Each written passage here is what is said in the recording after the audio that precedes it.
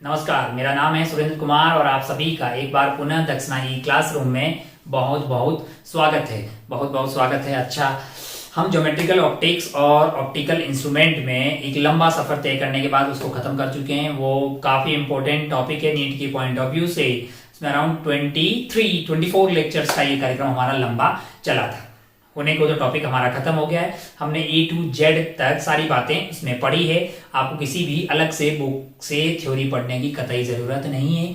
आपको जरूरत है बहुत सारे न्यूमेरिकल सवाल सॉल्व करने की, है ना। टॉपिक का खत्म हो जाना और आपका कोई पर्टिकुलर टॉपिक बहुत अच्छा होना, उसमें डिफरेंस है ना, कि उसमें आपको बहुत सारी चीजें करनी होती है। जैसे कोई भी टॉपिक अच्छा हो जाना, उसका क्या मायने है, क्या किस किस किस चीज से आप डिफाइन करते हैं कोई टॉपिक आपका अच्छा हो गया है।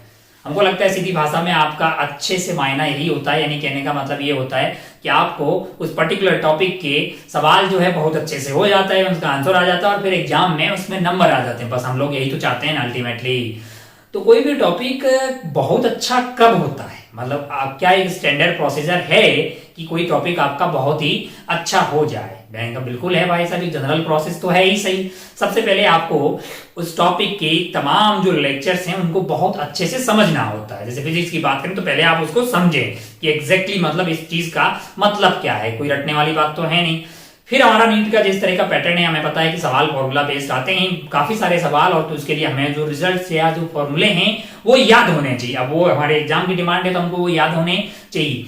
वो याद करने के लिए ऐसा नहीं कि आप लिख लिया और रोज घोट रहे हैं। अगर आप सवाल सोल्व करते हैं तो वो अपने आप याद हो जाते हैं। फिर आप महीने 2 महीने में उसको रिवाइज करते हैं तो धीरे धीरे वो अपने आप को याद भी रह जाते हैं। तो एक बार अगर आपने लेक्चर्स को समझ लिया, फिर नेक्स्ट स्टेप आता है आपको मतलब उसके नोट्स बनाने का। बहुत ही जैसे आपने नोट्स भी बना लिए, फिर आपका नेक्स्ट स्टेप आता है होमवर्क सॉल्व करने का, यानी पूरी बुकलेट और जो भी बुक आप फॉलो कर रहे हैं, जो बुकलेट पूरी कंप्लीट एटलीस्ट जो है वो आपने पूरी सॉल्व कर ली। उसमें वो जो सवाल हैं जो स्टार मार्क किए हैं, वो बिल्कुल वो जो पहले अटेम्प्ट में आपसे नहीं हुए थे उनको स्टार मार्क करना चाहिए, ताकि आप जब नेक्स्ट वाला रिवीजन करें तो उन्हीं स्टार मार्क किए हुए सवालों पे फोकस करें। अच्छा भाई साहब, बहुत बढ़िया। फिर क्या होता है, फिर आपको अब जो है पूरा चैप्टर लगभग आपको बहुत अच्छे से हो गया है। अभी आप जो है बिल्कुल आप फ्लो में हैं, क्योंकि अभी आप करंट पढ़ के बैठे हुए हैं। फिर क्या करें, फिर बनाएं शॉर्ट नोट्स, ताकि आपको नेक्स्ट टाइम रिवाइज करें तो पूरा एक एक सवाल से जाना ना पड़े। आप जो है इतने बड़े से आइटम को सिर्फ जो है 4-5 पन्नों में या 2-3 पन्नों में मतलब जो है शॉर्ट नोट्स में खत्म कर दें। फिर क्या करने में, ये वैसे नोट्स जो है वो हैंड बुक की फॉर्म में हो सकते हैं, वो एक छोटी बुक के डायरी के फॉर्म में हो सकते हैं, जो आप कहीं पे भी चलते हुए रिवाइज मार लें। फॉर्मूले आपकी टिप्स पे रह जाएंगे, और अगर सारे फॉर्मूले ऐसे ही टिप्स में रहे तो फिर आप बिल्कुल आपका कॉन्फिडेंस रहेगा। लास्ट एंड फाइनल स्टेप इस कड़ी में बचता है प्रीवियस ईयर के क्वेश्चंस, क्योंकि हम भाई अगले साल का तो गेस नहीं कर सकते हैं कि कौन सा सवाल आएगा, लेकिन हम अगर प्रीवियस ईयर के क्वेश्चंस अपने जो अर्जित नॉलेज है उससे धड़ाधड़ सॉल्व कर रहे हैं तो इस बात की गारंटी है कि आने वाले साल के भी सॉल्व कर पाएगा। इसमें तो कोई दोहराई वाली बात नहीं है। तो अपन आगे बढ़ते हैं और लास्ट स्टेप जो है प्रीवियस ईयर के क्वेश्चन जो मैंने आपको दिए हैं आप उनको सॉल्व कीजिएगा, और आपको एक कॉन्फिडेंस आएगा कि मतलब भाई साहब बहुत ही आसान चीजें हैं, कोई बहुत ज्यादा चीजें हैं नहीं। अगर एक आदमी शिद्दत से लेक्चर 1 से लेके लास्ट तक लॉजिकली समझता है, उसके नोट्स बनाता है, उसके होमवर्क करता है, उसके शॉर्ट नोट्स बनाता है, और फिर बढ़ते हैं मतलब उसके प्रीवियस ईयर के क्वेश्चन अगर वो सॉल्व करने बैठता है तो उससे धड़ल्ले से सॉल्व होगा, इस बात की गारंटी है। और अगर वो धड़ल्ले से सॉल्व हो ना, अपनी पीठ खुद ही थपथपाएं, क्योंकि आप अच्छा कर रहे हैं। आप अपने अंदर एक कॉन्फिडेंस लाएं, क्योंकि यही आप कर सकते हैं और यही मैक्सिमम आपको करना चाहिए। तो अपन जो ज्यादा टाइम ना लेते हुए तुरंत आगे बढ़ते हैं और प्रीवियस ईयर के सवालों को सॉल्व करना स्टार्ट करते हैं। चलिए भाई साहब,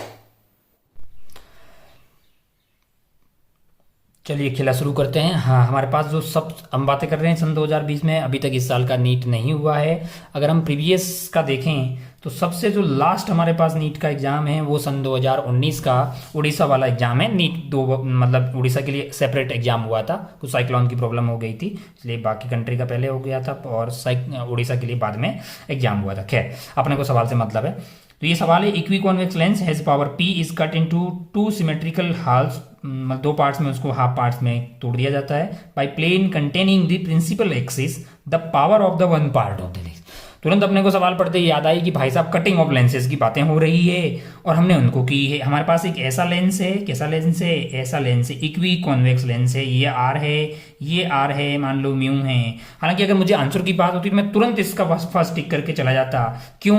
क्योंकि काटा इसको ऐसे है, यानी ये ऐसा रह जाएगा एक पार्ट और दूसरा पार्ट ऐसा हो जाएगा। क्या आर में कोई परिवर्तन होगा? ये बातें अपन ने लेक्चर में कर ही दी थी कि ऐसे काटने से फोकल लेंथ में कोई परिवर्तन नहीं होता। इसकी फोकल लेंथ भी एफ ही होगी। फोकल लेंथ में अगर कोई परिवर्तन नहीं होगा तो पावर आपका क्या होता है? 1/f होता है। तो एफ अगर सेम रहेगा, फोकल लेंथ में क्यों परिवर्तन नहीं हुआ? क्योंकि भाई साहब 1/f is equal to mu minus 1/r1 minus 1/r2। हालांकि यहाँ r1 और r2 r के बराबर है, इनमें से कोई भी चीज इस तरह से काटने से चेंज होने वाली नहीं है, इसलिए फोकल लेंथ में कोई चेंज नहीं होगा।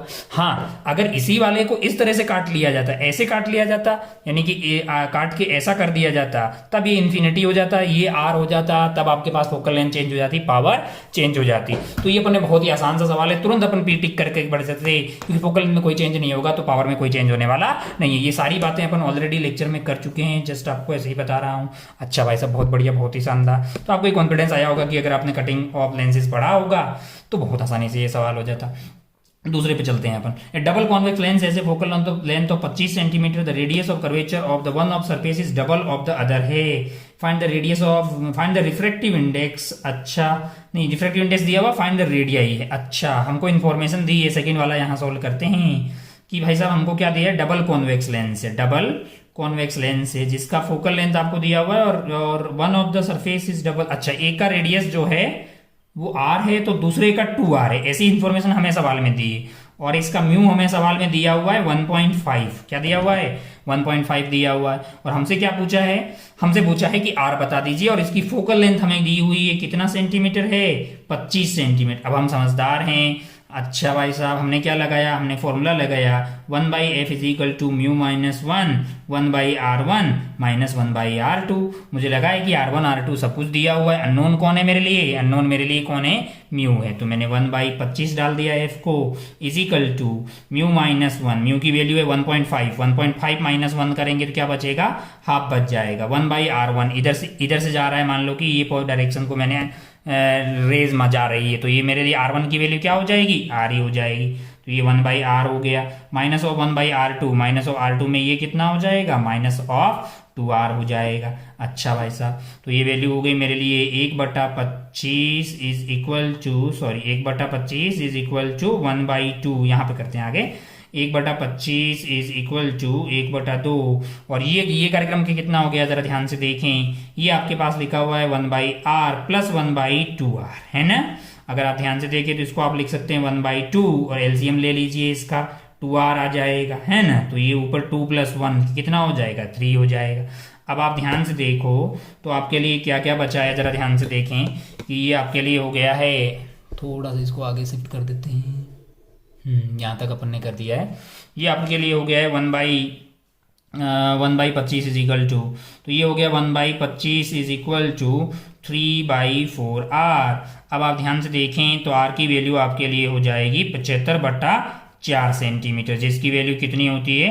18.75 सेंटीमीटर, है ना? अच्छा भाई साहब, बहुत बढ़िया, बहुत ही शानदार। अगर r की वैल्यू ये हो गई 18.75 तो r की वैल्यू ये हो गई, तो 2r की वैल्यू क्या होगी?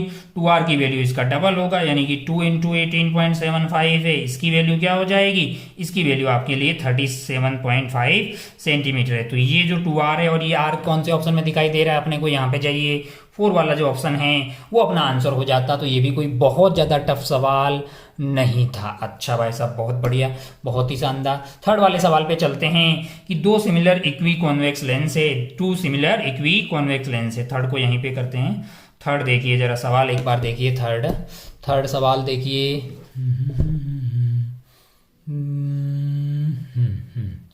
2 इक्वी कॉन्वेक्स ये है नीट 2019 में, मतलब जो ओरिजिनल वाला नीट था उसमें पूछा गया सवाल है कि टू सिमिलर, सेकंड हो गया हमारा, थर्ड पे चलते हैं। Two similar equiconvex lens has focal length F है are kept coaxially in contact with each other such that the focal length of combination is f1 है, यानी दो इक्वी कॉन्वेक्स लेंस है।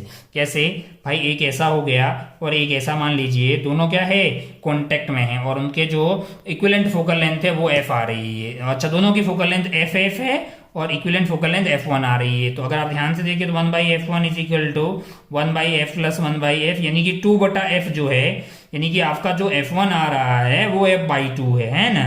अच्छा भाई साहब, बहुत बढ़िया, बहुत ही शानदार। अब बोल रहा है कि दोनों के, अब क्या बोल रहा है कि when the space between two lenses is filled with glycerine, यानी कि ये जो स्पेस है बीच वाला उसमें क्या भर दिया है, ग्लिसरीन भर दिया है, और जिसका रिफ्रैक्टिव इंडेक्स 1.5 है, यानी ये भी 1.5, ये भी 1.5, ये भी 1.5। तो ये जो पूरा केला है आपका वो ऐसा हो जाएगा, कैसा हो जाएगा, ऐसा हो जाएगा पूरा कार्यक्रम 1/। अच्छा, ये आर और ये आर होगी तो ये आर है कि नहीं है। अगर आप ध्यान से देखिए, ये जो आपका एफ था, आपका जो पुराना एफ था उसकी वैल्यू क्या थी, μ-1 2 इंटू आर थी, और यहाँ पे मान लीजिए कि एफ डैश आ गया है, वो कितना हो जाएगा, μ-1 2 डिवाइडेड बाई आर। ये 2 डिवाइडेड बाई आर कहाँ से आ रहा है, R1 R2 दोनों की वैल्यू आर हो गई, एक आर है एक माइनस आर है।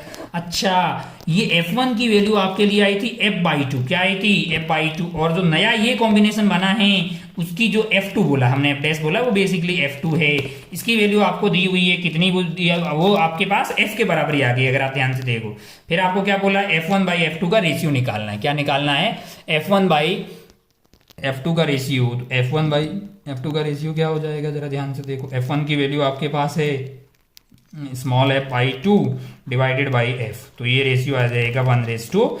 तो ये आपको कौन से ऑप्शन में दिखाई देता है, ये आपको सेकंड ऑप्शन में दिखाई दे रहा था 1:2, जो कि आप टिक करके आगे बढ़ सकते थे। अच्छा भाई साहब, बहुत बढ़िया, बहुत शानदार। फोर्थ वाला जो है वो आपको नीट 2019 में ही पूछा गया सवाल है, pick the wrong answer in the context with the rainbow. चलिए भाई साहब, तीनों आपको सवाल सोल्व करके लगा होगा कि भाई साहब किए जा सकते हैं, कोई बहुत ज्यादा टफ चीज नहीं है। फोर्थ वाले पे आते हैं। फोर्थ वाले में 2019 में ही पूछा हुआ है, आपको बोल रहा है रॉन्ग आंसर सिलेक्ट करना है। आपको क्या करना है, रॉन्ग आंसर सिलेक्ट करना है। अच्छा भाई साहब, when the light rays undergoes to internal reflection in the water drop necessary. अच्छा, सेकेंडरी रेनबो और प्राइमरी रेनबो कब फॉर्म होते हैं, अगर आपको पता हो, जो कि लास्ट 20वां लेक्चर था उसमें हमने इसकी बातें भी की है कि जो प्राइमरी रेनबो है उसमें क्या होता है, उसमें 2 बार रिफ्रैक्शन होता है और 1 बार TIR होता है। लेकिन सेकंड वाले में, अगर अपन सेकंड वाले की बात करें तो सेकंड वाले केस में अगर अपन बात करें, पहले मैं एक बार फिर आपको याद दिला दूं कि हुआ क्या था कि अपना जो रेनबो वाला जो सवाल है, ये फोर्थ वाला, इसमें देखते हैं कि ये अपन ने एक ड्रॉप ले ली, क्या ले ली, रेन ड्रॉप ले ली मान लो, और अपने पास क्या हो रहा है कि मान लो इधर से लाइट आई, यहाँ पे रिफ्लेक्शन हुआ, इधर गई, टकराई, ठीक है, और भाई साहब यहाँ से टकराई और यहाँ आप तक आ गई, ठीक है। एक तरीका ये है, और एक क्या हो सकता है कि यहाँ से लाइट आई, यहाँ पे रिफ्लेक्शन हुआ, यहाँ पे TIR हुआ, यहाँ पे आ गई। अगर आप ध्यान से देखें तो ये वाला एंगल कम रहता है, ये वाला थोड़ा एंगल ज्यादा रहता है। अगर आप ध्यान से देखें तो यहाँ से बनता है प्राइमरी रेनबो, यहाँ पे क्या बनता है, प्राइमरी रेनबो बनता है, और इसमें जो कलर दिखाई देते हैं, वायलेट अंदर और रेड बाहर की तरफ दिखाई देता है।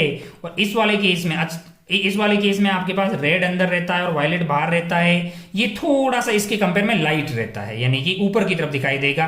प्राइमरी रेनबो पहले रहता है, ऊपर की तरफ आपको बहुत थोड़ा सा दूर क्या दिखाई देगा, सेकेंडरी रेनबो दिखाई देगा। लेकिन उसकी जो सीक्वेंस है, कलर की जो सीक्वेंस है वो उल्टी रहती है कंपेयर टू प्राइमरी रेनबो। अच्छा भाई साहब, बहुत बढ़िया। अगर आप ध्यान से देखें तो यहाँ पे जहां पे आपका प्राइमरी रेनबो बना है, यहाँ पे प्राइमरी रेनबो बना है, यहाँ पे क्या हुआ है, यहाँ पे रिफ्रैक्शन हुआ है, यहाँ पे TIR हुआ है, यहाँ पे रिफ्रैक्शन हुआ है।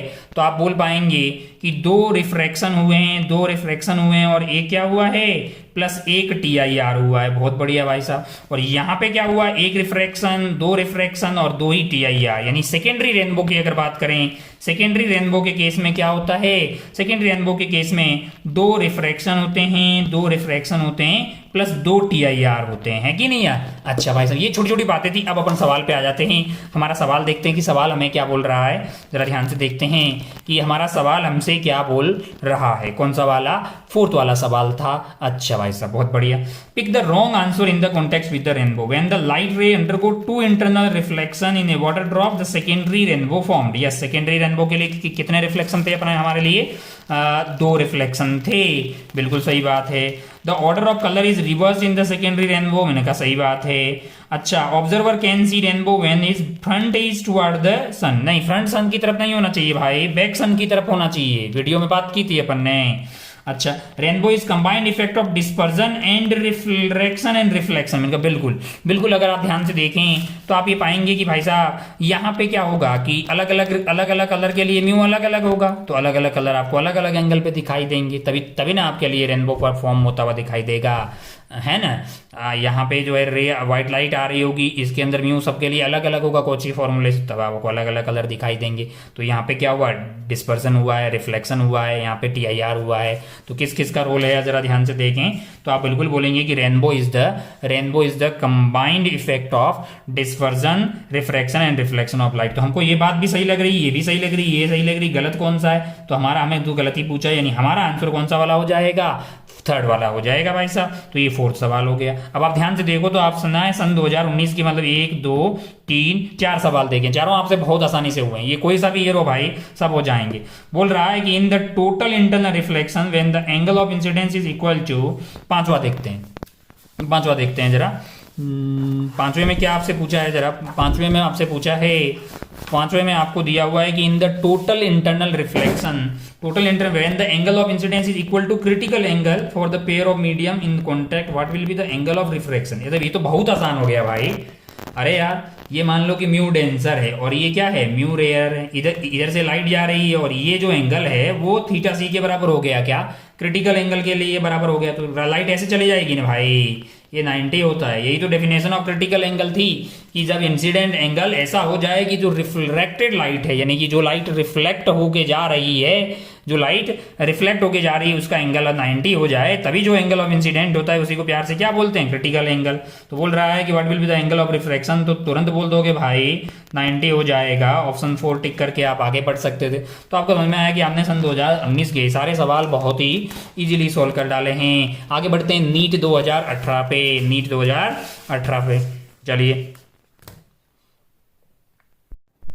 चलिए भाई साहब आगे बढ़ते हैं। आगे अपने पास सवाल है नीट 2018 का। क्या पूछा है इसमें? Object is placed at 40 centimetre from the concave mirror, जिसका फोकल लेंथ है आपके लिए 15 centimetre. Object is displaced through a 20 centimetre towards the mirror, displacement of the image will be. सवाल पढ़ के अपने को समझ में आ रहा है कि भाई साहब खेला कुछ ऐसा है कि कॉनकेव मिरर है और पहले जो ऑब्जेक्ट है वो इससे कितनी दूरी पे रखा हुआ है? यहाँ पे रखा हुआ, ये वाली दूरी अपने पास है 40 सेंटीमीटर।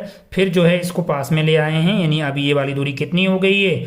20 सेंटीमीटर हो गई। यानी पहले यहाँ पे था, उसको धक्का देके इधर की तरफ पास में ले आए हैं। आपको जानकारी आपको पूछा गया है कि ऑब्जेक्ट वहाँ जो है, मतलब उसकी जो इमेज है पहले वाले में मान लो V1 पे बनी, V2 पे बनी, तो आपको कमेंट करना है कि इमेज किधर की तरफ शिफ्ट हुई है। अच्छा भाई साहब, बहुत बढ़िया, बहुत शानदार।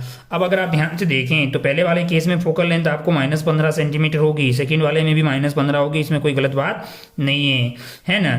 और U आपके लिए पहले वाले में -40 हो गया, दूसरे वाले में U हो गया -20। अब आपको V1 और V2 चाहिए, V2 अपन डायरेक्ट ही पता कर सकते हैं, UF upon U minus F है। अब आप ध्यान से देखो तो U पहले वाले में कितना हो गया? -40 इंटू -15 डिवाइडेड बाई -40 और आपका हो गया है +15 हो जाएगा ये। तो ये हो गया 40 इंटू 15 डिवाइडेड बाई कितना आ गया है? -25 आ गया है। अब आप काटिएगा ज़रा ध्यान से, तो ये 3 हो गया है, ये 5 हो गया है, ये 5 से कट गया तो 8 हो गया है ना। अच्छा, तो आंसर कितना आया? -24 आंसर आ गया है आपके लिए -24 सेंटीमीटर। -24 सेंटीमीटर, बहुत बढ़िया भाई साहब। पहली इमेज आपकी यहाँ बन रही। दूसरे वाले केस में, इस वाले केस में पता करते हैं।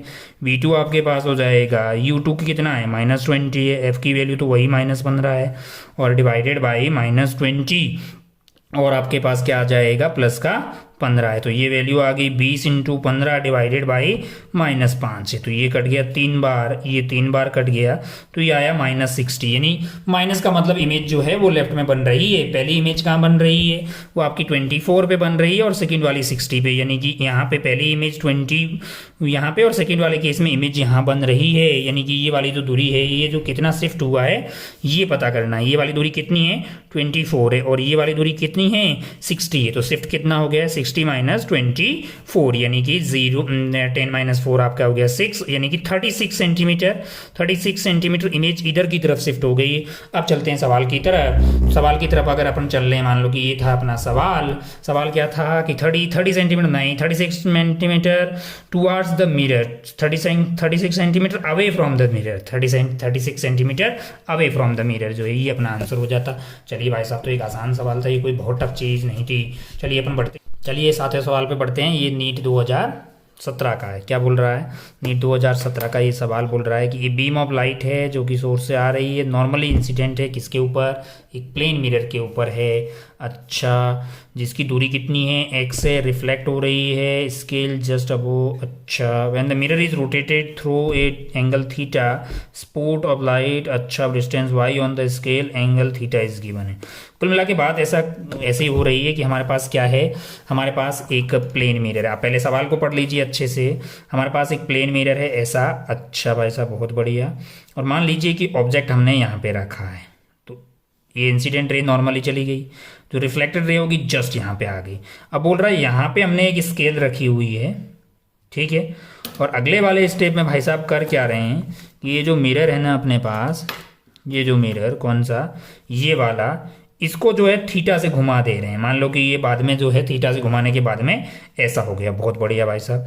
तो अगर आप ध्यान से देखें तो आपकी जो नॉर्मल है वो भी क्या होगी, थीटा से इधर घूम जाएगी, है कि नहीं यार। और जो रिफ्लेक्टेड रे होगी, अब वो जो है वो ऐसे ऐसे कुछ निकल जाएगी यहाँ से, ऐसे वो इससे एंगल कितना बनाएगी, थीटा बनाएगी, है कि नहीं है। अगर अपन जानते हैं कि भाई साहब जो है, अगर आप मिरर को थीटा से घुमाएंगे तो जो रिफ्लेक्टेड रे होगी वो 2 थीटा से घूम जाएगी। तो पहले ऐसे आ रही थी, अब 2 थीटा से घूम गई। अब ये यहाँ जाके टकराएगी इस स्केल पे। सवाल में आपको ये वाली हाइट की कितनी दी हुई है, ये वाली हाइट आपको y दी हुई है, और आपसे पूछा क्या है, आपसे पूछा है कि y आप पता कर दीजिए। अच्छा भाई साहब, बहुत बढ़िया, बहुत ही शानदार। अब जरा ध्यान से देखें तो इस वाले ट्राइंगल में अगर आप देखेंगे तो आप क्या लिख सकते हैं कि आप टेन थीटा लिख सकते हैं ना, टेन थीटा लिखते हैं। टेन थीटा की वैल्यू हमारे लिए कितनी हो जाए, 10 theta, 10 theta is equal to क्या हो जाए। और ये वाली दूरी सवाल में x दी हुई, सवाल में अगर आप पढ़ेंगे तो ये वाली दूरी आपको जो है ऑलरेडी क्या दी हुई है, x दी हुई है। अच्छा भाई साहब, बहुत बढ़िया। अगर ये x दी हुई है तो अपन 10 थीटा की वैल्यू हो गई y बाई एक्स है, और थीटा बहुत छोटा है, थीटा बहुत छोटा है तो 2 थीटा हमारे लिए क्या हो जाएगा, y बाई एक्स है। हमें सवाल में पूछा था कि थीटा की वैल्यू क्या होगी, तो थीटा हो जाएगा y बाई 2x है। दोबारा चलते हैं सवाल पे कि कहाँ है वो हमारे पास सवाल। तो हमारा आंसर जो है इसका हो गया है 6 वाले का, theta is equal to y by 2x। थोड़ा सा सेटअप में गड़बड़ा रही है, y बाई 2x कौन सा ऑप्शन है जी, y बाई 2x जो है वो पहला ही ऑप्शन है। पहला ही ऑप्शन आप टिक करके आगे बढ़ सकते थे। 7th का आंसर हो गया y बाई 2x। ये था नीट 2017 का। समझ गए ना, मतलब बात ये है कि बेसिकली जो है पहले रे ऐसे जा रही थी, यहाँ पे आके वापस टकरा रही है। अब आपने मिरर को थीटा से घुमा दिया तो रिफ्लेक्टेड रे 2 थीटा से घूम गई है। तो अब वो जब बोल रहा है कि इस पॉइंट से y ऊपर जाके मिल रही है इससे, आपको y और 2 थीटा आपको छोटा दिया हुआ, तो ये वाले ट्राइंगल में 10 थीटा लिख दिया, जो कि हो गया है y बाई एक्स है, और उसकी वैल्यू को लिख दिया 2 थीटा का है, लिख दिया है उसको 10 थीटा को, क्योंकि थीटा बहुत छोटा है तो आपको थीटा मिल गया। तो एक बहुत आसान सही सवाल था, कोई बहुत ज़्यादा टफ चीज़ नहीं थी। आगे बढ़ते हैं सवाल नंबर 8 पे। सवाल नंबर 8 पे जरा ध्यान से देखें क्या है सवाल नंबर 8। सवाल नंबर 8 नीट 2017 का है। क्या बोल रहा है, एक थिन प्रिज्म है जिसका रिफ्रैक्टिंग एंगल 10 डिग्री है, is made of glass of refractive index 1.42।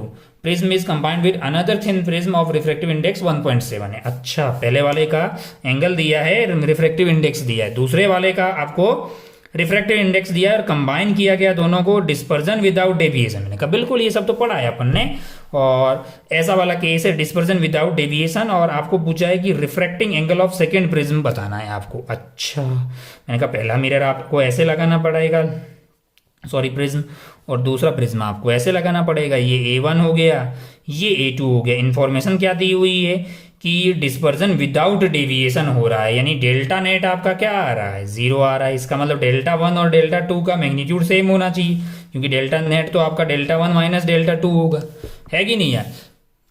अच्छा भाई साहब, बहुत बढ़िया, बहुत शानदार। अब आप ध्यान से देखें तो डेल्टा आपके लिए होता क्या है, A इंटू म्यू माइनस 1, यही होता है ना, क्योंकि थिन प्रिज्म लेके चलते हैं। तो आपका A1, हमको लगता है कि A1 mu 1 minus 1 must be equal to A2 mu 2 1, है कि नहीं यार। सवाल में A1 दिया, म्यू 1 दिया है और म्यू 2 भी दिया, पूछा क्या है, A2 पूछा है आपसे। अब अगर A2 निकालना होगा तो आप क्या करिएगा, A1 mu minus 1 divided by क्या कर दीजिए, म्यू 2 माइनस 1। अब आप सवाल में जाइएगा, इन्फॉर्मेशन देखिएगा, आपको A1 कितना दिया हुआ है, जरा ध्यान से देखें। A1 आपको दिया हुआ है इस वाले सवाल में 10 डिग्री दिया हुआ है। A1 की कितना दिया हुआ है, A1 10 डिग्री दिया हुआ है। म्यू 1 आपको 1.42 दिया हुआ है, और आप सवाल में जाइए, म्यू 2 आपको 1.7 दिया हुआ है। म्यू 2 आपको कितना दिया हुआ है, 1.7 दिया हुआ है। तो आ जाइए दोबारा अपने इसमें कि क्या कहाँ पुट करना है। A2 चाहिए अपने को ना, A1 की वैल्यू कितनी है, 10 है। म्यू माइनस 1 यानी कि 1.42 माइनस 1, 1.42 माइनस 1, नीचे क्या आ जाएगा आपका 1.7 माइनस 1, तो ऊपर वाला तो 1.42 यानी कि 4.2 आ गया है, 4.2 आ गया वो वाली आइटम। अच्छा भाई साहब, बहुत बढ़िया, बहुत शानदार। नीचे की तरफ क्या आ गया है, 0.7। अच्छा, ये कटेगा तो ये तो 6 आ गया है, तो A2 हमारा आंसर क्या हो जाएगा, 6 डिग्री A2। अच्छा चलिए भाई साहब, कहीं पे है, यस, ये ऑप्शन बी में आपको दिखाई दे रहा है, तो आप टिक करके आगे बढ़ सकते थे। ये था, हाँ बिल्कुल आप आराम से कर सकते थे। ये हमने कहाँ पढ़ा था, प्रिज्म में पढ़ा था भाई साहब, इस तरह की कॉम्बिनेशन वगैरह। बहुत शानदार। बढ़ते हैं अगले वाले सवाल पे। देखिए जरा अगला वाला सवाल कौन सा है, 9वां सवाल। 9वां सवाल क्या है, two identical glass equiconvex lens, focal length FA are kept in contact, the space between the two lenses is filled with water है। अच्छा, हाँ, ग्लासेस का रिफ्रैक्टिव इंडेक्स आपको म्यू जो दिया है वो 3/2 दिया है, और बीच में जो स्पेस भरा जा रहा है वो 4/3 है। Focal length of combination is, NEET phase 2 2016 का ये सवाल है। आइए मिलके करते हैं। पहले हमें क्या दिया हुआ है, इस तरह के खूब सवाल आते हैं, बीच में कभी पानी भर देगा, ये भर देगा, ये भर देगा। भाई साहब, ये जो ग्लास है इसका रिफ्रैक्टिव इंडेक्स आपको 3/2 दिया, कितना दिया है, 3/2 दिया। आर आर आर आर है ना, इसकी फोकल लेंथ मान लीजिए F होगी, तो इसकी फोकल लेंथ भी F होगी। अब पहले अपन F निकाल लेते हैं। 1/F की वैल्यू आपके लिए क्या हो जाएगी, mu minus 1 2 divided by r, होगी कि नहीं होगी यार। 1/F की वैल्यू आपके लिए हो गई है mu minus 1 2 divided by r. अब आप ध्यान से देखें तो म्यू आपके लिए कितना है, पहले वाले में जरा देखें, 3/2 है ना, identical glass each of refractive index 3/2 minus 1, 3/2 minus 1 तो 1/2 हो गया है। 3/2 माइनस 1 1/2 हो गया, इंटू 2 डिवाइडेड बाई आर। तो हमको तो लगता है कि पहले फोकल लेंथ जो थी वो आर के बराबर थी, कितनी थी, यानी इसकी जो फोकल लेंथ है इन दोनों की किसके बराबर है, आर के बराबर है। अच्छा, और जब इसके बीच में क्या कर रहा है कि ये जो बीच वाला पार्ट है ना, ये वाला पार्ट, कौन सा वाला, ये वाला पार्ट, इसमें क्या भर दिया है, इसमें एक आइटम भर दिया है जिसका म्यू कितना है, जो आइटम भर दिया उसका म्यू आपको सवाल में दिया हुआ है 4/3। अब अगर आप ध्यान से देखें, मैंने बोला इसकी रिफ्रैक्टिव इंडेक्स मान लो F' हो गई, कि कितनी हो गई, F'। पहले F' पता कर लेते हैं। 1/F' इज इक्वल टू क्या हो जाएगा आपके लिए, जरा ध्यान से देखें, 1/F' हो जाएगा। अब आप ध्यान से देखें तो म्यू माइनस 1, म्यू बाद वाला ये जो भी है इसको म्यू 2 बोल देते हैं, तो म्यू 2 माइनस 1, और अगर आप ध्यान से देखें तो ये इस तरह का बन गया है ना, ये आर और आर तो सेम रहेगा, ये ऐसा है भाई साहब। अब आप ध्यान से देखें तो आप खुद ही बोल देंगे कि पहले वाले के लिए -1/r आएगा, फिर से 1/r आएगा, तो -2 डिवाइडेड बाई आर आ गया है ना। अच्छा भाई साहब, बहुत बढ़िया। तो 1/F' is equal to basically minus of mu 2 कितना दिया, 4/3 दिया हुआ, 4/3 में से 1 घटा देंगे तो 1/3 रहेगा, तो 1/3 और ऊपर 2 था तो 2/r आ गया है ना। तो F' की वैल्यू यहाँ से क्या आ रही है, F' की वैल्यू आ रही है -3r/2 आ गया, आया ना। और जो F है आपका वो तो r के बराबर है, F तो यहाँ से पता है ना, F तो r के बराबर ही आ गया, F तो r के बराबर हो गया है। तो अपने पास जो F' है वो 3 -3r/2 आ रहा है। तो क्या मैं F' को 3f डिवाइडेड बाई 2 भी तो लिख सकता हूँ ना, क्योंकि जो F' जो आपका R है वो तो F के बराबर ही है। अब आप ध्यान से देखें तो अब आपको पता लग गया है कि ये और ये जो तीनों का कॉम्बिनेशन है, इसकी फोकल लेंथ एफ है, इसकी फोकल लेंथ एफ है और इसकी फोकल लेंथ है -3f/2 है ना। पर आपको क्या पूछा गया है? आपको पूछा गया इक्विवेलेंट पावर बताना। क्या इक्विवेलेंट पावर पूछा गया है ना? हाँ जी, सवाल नहीं, इक्विवेलेंट कॉम्बिनेशन की फोकल लेंथ बताना है। इक्विवेलेंट कॉम्बिनेशन की फोकल लेंथ बताना। आइए पता करते हैं equivalent focal length 1/f equivalent की वैल्यू हो जाएगी 1/f + 1/f और इसकी फोकल लेंथ को उल्टा करेंगे, मतलब 1/f लिखेंगे तो ये हो जाएगा -2/3f, है ना। नहीं है तो ये बच गया आपके पास 2/f -2/3f, है कि नहीं यार। एलसीएम क्या आ गया? एलसीएम आपके लिए आ गया है 3f का एलसीएम ले लीजिए। अच्छा, तो ये 6 हो गया है और ये -2 हो गया है, तो ये आ गया है 4/3f। क्या आया है? 1/f इक्विवेलेंट आया है ना। तो f इक्विवेलेंट क्या हो जाएगा? यहाँ से f इक्विवेलेंट की वैल्यू उसको उल्टा कर दीजिए, यानी 3f/4 होगा कि नहीं होगा? 3f/4 हो जाएगा। अब ये 3f/4 कहीं ऑप्शन में दिखाई दे रहा है? ये देखिए 3f/4 यहाँ पे था, तो 9th का आंसर हो गया आपके पास 3f/4 हो गया। चलिए अगले बढ़ते हैं 10th वाला सवाल पे। 10th वाला क्या बोल रहा है जरा ध्यान से देखें। 10th वाला बोल रहा है कि एयर का एक बबल है, air bubble in a glass slab है विद रिफ्रैक्टिव इंडेक्स 1.5 है। एयर का एक बबल है जो जिसका रिफ्रैक्टिव इंडेक्स, अच्छा, ग्लास स्लैब में है और नॉन में, अच्छा, एक ग्लास का स्लैब है जिसका रिफ्रैक्टिव इंडेक्स आपको क्या दिया हुआ है? जिसका म्यू दिया हुआ है आपको 1.5 और यहाँ पे एक बुलबुला है। क्या है? बुलबुला। मान लो कि ये बुलबुला यहाँ से कितनी डेप्थ पे है? x डेप्थ पे, और इस ग्लास स्लैब की थिकनेस मान लीजिए t है ना। मानने में अपना को कुछ नहीं जा रहा है। अब अगर आप ध्यान से देखें तो हमसे पूछा है सवाल में थिकनेस बताइए स्लैब की। ऊपर से जब देख रहे हैं, आंख को यहां लगा रहे हैं, तब जो अपेरेंट डेप्थ आ रही है इस बुलबुले की, रियल डेप्थ क्या है? x है ना, और नीचे से रियल डेप्थ क्या होगी? t - x। लेकिन वो x की बजाय कितनी दिखाई दे रही है? 5 सेंटीमीटर। और जब आप उसको नीचे से देख रहे हैं तब आपको वो 3 सेंटीमीटर दिखाई दे रही है। तो आपसे पूछा है कि जो ओरिजिनल थिकनेस है वो कितनी है। मैंने कहा बहुत बढ़िया भाई साहब, अपन तो ये जानते हैं कि apparent depth divided by original depth is equal to μ2 divided by μ1, और ये जानते ही नहीं है। बगल में लिखा हुआ नोट भी हमको याद है कि d' होती है अपेरेंट डेप्थ, g होती है ओरिजिनल डेप्थ, μ2 होता है वो वाले मीडियम का रिफ्रैक्टिव इंडेक्स जिसमें रेज जा रही हो, μ1 वो वाला होता है जहां से रेज आ रही हो। बहुत बढ़िया भाई साहब, बहुत ही शानदार। तो पहले ऊपर वाले के लिए लगाते हैं। जब आंख यहाँ पे होगी तो अपेरेंट डेप्थ अपने को कितनी मिल रही है? 5 डिवाइडेड बाय रियल डेप्थ क्या थी? x। μ2 कितना हो जाएगा? 1, है ना। रेज यहां से जा रही है तो 1 डिवाइडेड बाई 1.5 यानी 3/2, तो 2 को ऊपर ले गया तो यहां से x की वैल्यू आ गई है 15/2 यानी कि आ गई 7.5 आ गई। भाई साहब बहुत बढ़िया, बहुत ही शानदार। थिकनेस सेंटीमीटर में चल रहा है सब कुछ, तो सेंटीमीटर में आ गया। अच्छा, x पता लग गया। आओ पता करते, कुछ और पता करते हैं। अब x पता लग गया। अब आप आंख को यहाँ रखिए, नीचे की तरफ रखेंगे तो ओरिजिनल डेप्थ है आपकी t - x, अपेरेंट की कितनी है? 3 सेंटीमीटर। सवाल बोल रहा है तो 3 डिवाइडेड बाई t - x है। अब μ2 ये 1 हो जाएगा, रेज इधर से ऐसे आ रही होगी, 1 डिवाइडेड बाई 3/2 है ना। तो यहां से क्या हुआ? ये 9/2 इज इक्वल टू क्या आ गया? t - x आ गया। 9/2 इज इक्वल टू t - 3 को उधर ले गया तो ये हो गया।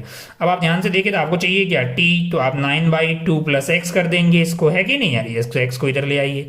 अब आप ध्यान से देखिए तो 9/2 + x है, और x की वैल्यू तो अभी अपन ने नहीं निकाली, नहीं कितनी आ गई है? 7.5 सेंटीमीटर। 7.5 सेंटीमीटर। चलिए भाई साहब, तो इसमें 7.5 को ऐड कर दीजिए तो ये आपका है 4.5 और ये है 7.5 + 4.5 यानी कि 7 और 4 11, 12 सेंटीमीटर आ गया भाई साहब। ऑप्शन देखिए, इस तरह के खूब सवाल आते हैं मार्केट में।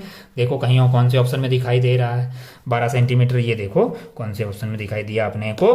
3rd वाले ऑप्शन में दिया। तो आप देख सकते हैं कि आप हर तरह का सवाल जो है सॉल्व कर पा रहे हैं बहुत आसानी से। आगे बढ़ते हैं। ये था नीट 2016 का। नीट 2016 के अगले वाले सवाल पे चलिए आगे बढ़ते हैं। अगला सवाल क्या है? 11th वाला देखते हैं कि person can see clearly object when they are between 50 centimetre and 400 centimetre from his eyes. अच्छा, in order to increase the maximum distance of distinct vision to infinity. हम चाहते हैं कि उसका जो फार पॉइंट है वो दोबारा लौट के अभी कहाँ है? 400 पे, कहाँ पहुंच जाए? इन्फिनिटी पे पहुंच जाए। भाई साहब the type of the power of the करे, अच्छा कौन सा लेंस चाहिए और कितनी पावर चाहिए, बहुत आसान है जी अपने लिए। अगर अपने को क्या करना है, अपने को भाई साहब जो है इनका फार पॉइंट जो है वो इन्फिनिटी से कहाँ पहुंच गया है, हालांकि इनका नियर पॉइंट भी शिफ्ट हो गया, लेकिन अपने को फार पॉइंट का इलाज करना है। फार पॉइंट इनका पहुंच गया है 400 पे, जो कि होना चाहिए था इन्फिनिटी पे। तो अपन जानते हैं, अपने बहुत इज्जत से इसको पढ़ा है, बहुत बढ़िया भाई साहब। इसको करेक्ट करने के लिए आपको चाहिए होगा 1/1 माइनस ऑफ फार पॉइंट आ जाएगा माइनस ऑफ 1/u, जो कि आपका ऑब्जेक्ट जो रखा हुआ है ना, तो उसकी जो भी दूरी वहां पे दी हुई इज इक्वल टू 1/f है। ये वाला करेक्शन अपन ने फॉर्मूला पढ़ा था। अब इन पर भाई साहब का जो है फार पॉइंट कहाँ है, वो 4 मतलब जो है अभी इनको कहाँ दिखाई दे रहा है, 400 पे दिखाई दे रहा है, तो माइनस ऑफ 400 आ गया। ऑब्जेक्ट ये कहाँ का देखना चाह रहे हैं, माइनस इन्फिनिटी वाला देखना चाह रहे हैं। अच्छा भाई साहब 1/f है, तो ये 0 हो गया है। तो इनको जो लेंस चाहिए होगा उसकी फोकल लेंथ होनी चाहिए -400 सेंटीमीटर, -400 सेंटीमीटर। अब अगर आप ध्यान से देखें तो इसका फोकल लेंथ नेगेटिव आ रही है, इसका मतलब कैसा लेंस आपको चाहिए, आपको चाहिए कॉनकेव लेंस, है ही नहीं यार। और उसकी पावर कितनी होनी चाहिए, पावर होनी चाहिए 1 फोकल लेंथ, और फोकल लेंथ है -400 सेंटीमीटर, उसको रखना होता है मीटर में। तो ये -1/4 आ गया। -1/4 का मतलब क्या हो गया है, -0.25 डायोप्टर, क्योंकि अपने को फोकल लेंथ में 1/f में जब आप पावर लिखोगे, sorry power is equal to 1/f है, तो 1/f में f जो है वो मीटर में होनी चाहिए, यानी 400 डिवाइडेड बाई 100 हमने कर दिया, मीटर में हो गया -0.25। तो आपको चाहिए कॉनकेव लेंस और उसकी पावर होनी चाहिए -0.25। ये कौन से ऑप्शन में दिखाई दे रहा है, ये ऑप्शन सेकंड में दिखाई दे रहा है, उसको टिक करके आप आगे बढ़ सकते थे। तो एक आसान सवाल सा हो गया, अपने आप से हो गया, बहुत बढ़िया। 11 हो गया, 12 पे चलते हैं। 12 में आपको क्या दिया, एक मैच द कॉलम दिया हुआ है, जिसमें पहला इस साइड में आपको कॉलम 1 में मैग्निफिकेशन दिए हुए हैं, और कॉलम 2 में आपको दिया हुआ है कि भाई साहब मिरर कौन सा है, और इमेज के बारे में आपको कमेंट करना है। अच्छा, तो अगर आप ध्यान से देखिए, जिसमें है ना इस तरह के सवालों में अगर आपने कुछ गलत पता कर दिया, कुछ सही कर दिया, ऑप्शन को तुरंत ऑप्शन से जाना कई बार फायदेमंद होता है। जैसे मुझे कॉनकेव मिरर के बारे में बातें करनी ज्यादा इजी लगती है कंपेयर टू कॉन्वेक्स के बारे में। तो अगर आप मैं ध्यान से देखूं कि भाई कॉनकेव के केस में क्या -2 मैग्निफिकेशन हो सकता है, मैंने कहा हो सकता है। माइनस का मैग्निफिकेशन में माइनस का मतलब क्या हुआ कि इमेज उल्टी बन रही है ना। और -2 कब हो सकता है कॉनकेव के केस में, ये f हो गया, ये 2f हो गया। अगर आप अपनी इमेज को f एंड 2f के बीच में रखेंगे, f एंड 2f के बीच में रखेंगे, यहाँ पे ऑब्जेक्ट को रखेंगे, तो इमेज जो है इधर की तरफ बनेगी और वो उसकी हाइट जो है डबल हो जाएगी, तो उल्टी होगी। अच्छा, इसका मतलब b जो है उसमें -2 पॉसिबल है, तो हाँ, और इमेज के ऑब्जेक्ट आपका रियल रहेगा। इस वाले केस में क्या रहेगा, ऑब्जेक्ट आपका रियल रहेगा, तो इमेज भी आपको एक कैसी बनती हुई दिखाई देगी, रियल मतलब बनती हुई दिखाई देगी। तो हमको लग रहा है कि m इज इक्वल टू जो -2 है, m इज इक्वल टू -2 है, उसके करस्पॉन्डिंग कॉनकेव मिरर हो सकता है और उसके करस्पॉन्डिंग रियल इमेज हो सकती है। यस, तो अगर आप ध्यान से देखें तो कॉनकेव मिरर मतलब b भी होना चाहिए और साथ में क्या होना चाहिए, c, और अच्छा b एंड c, और वो m-। अच्छा, इसमें बी एंड डी बोला है तो ये ठीक नहीं है। अगर जैसे सेकंड ऑप्शन में जाइए आप, सेकंड में देखिए कि ए को मिल रहा है बी एंड सी का मतलब हो गया कि मैग्निफिकेशन -2 होगा, तब कॉनकेव मिरर हो सकता है और रियल इमेज होगी। बहुत बढ़िया, इसी में आगे देखते हैं कि बहुत बढ़िया भाई साहब, इसका पहला ए तो अच्छा हो गया। बी पे चलते हैं। अब बी में देखिए कि -½ लिखा हुआ, -½ का मतलब इमेज जो है वो उल्टी बन रही है लेकिन छोटी बन रही है। ऐसा होता है, कहाँ होता है जरा ध्यान से देखें। 2f से इस साइड में कॉनकेव मिरर में अगर आप 2f के इस साइड में ऑब्जेक्ट है तो आपकी इमेज जो है 2f और f के बीच में बनती है, इन्वर्टेड बनती है। ऑब्जेक्ट अगर 2f से इधर की इन्फिनिटी के बीच में रखते हैं तो इमेज जो है वो 2f से f के बीच में बनती है। और कैसी बनती है, इन्वर्टेड बनती है और स्मॉलर साइज की बनती है। तो m उस वाले केस में नेगेटिव आएगा और मतलब 1 से कम आएगा। तो अच्छा, ये भी, लेकिन इमेज आप और इमेज जो है वो रियल होगी।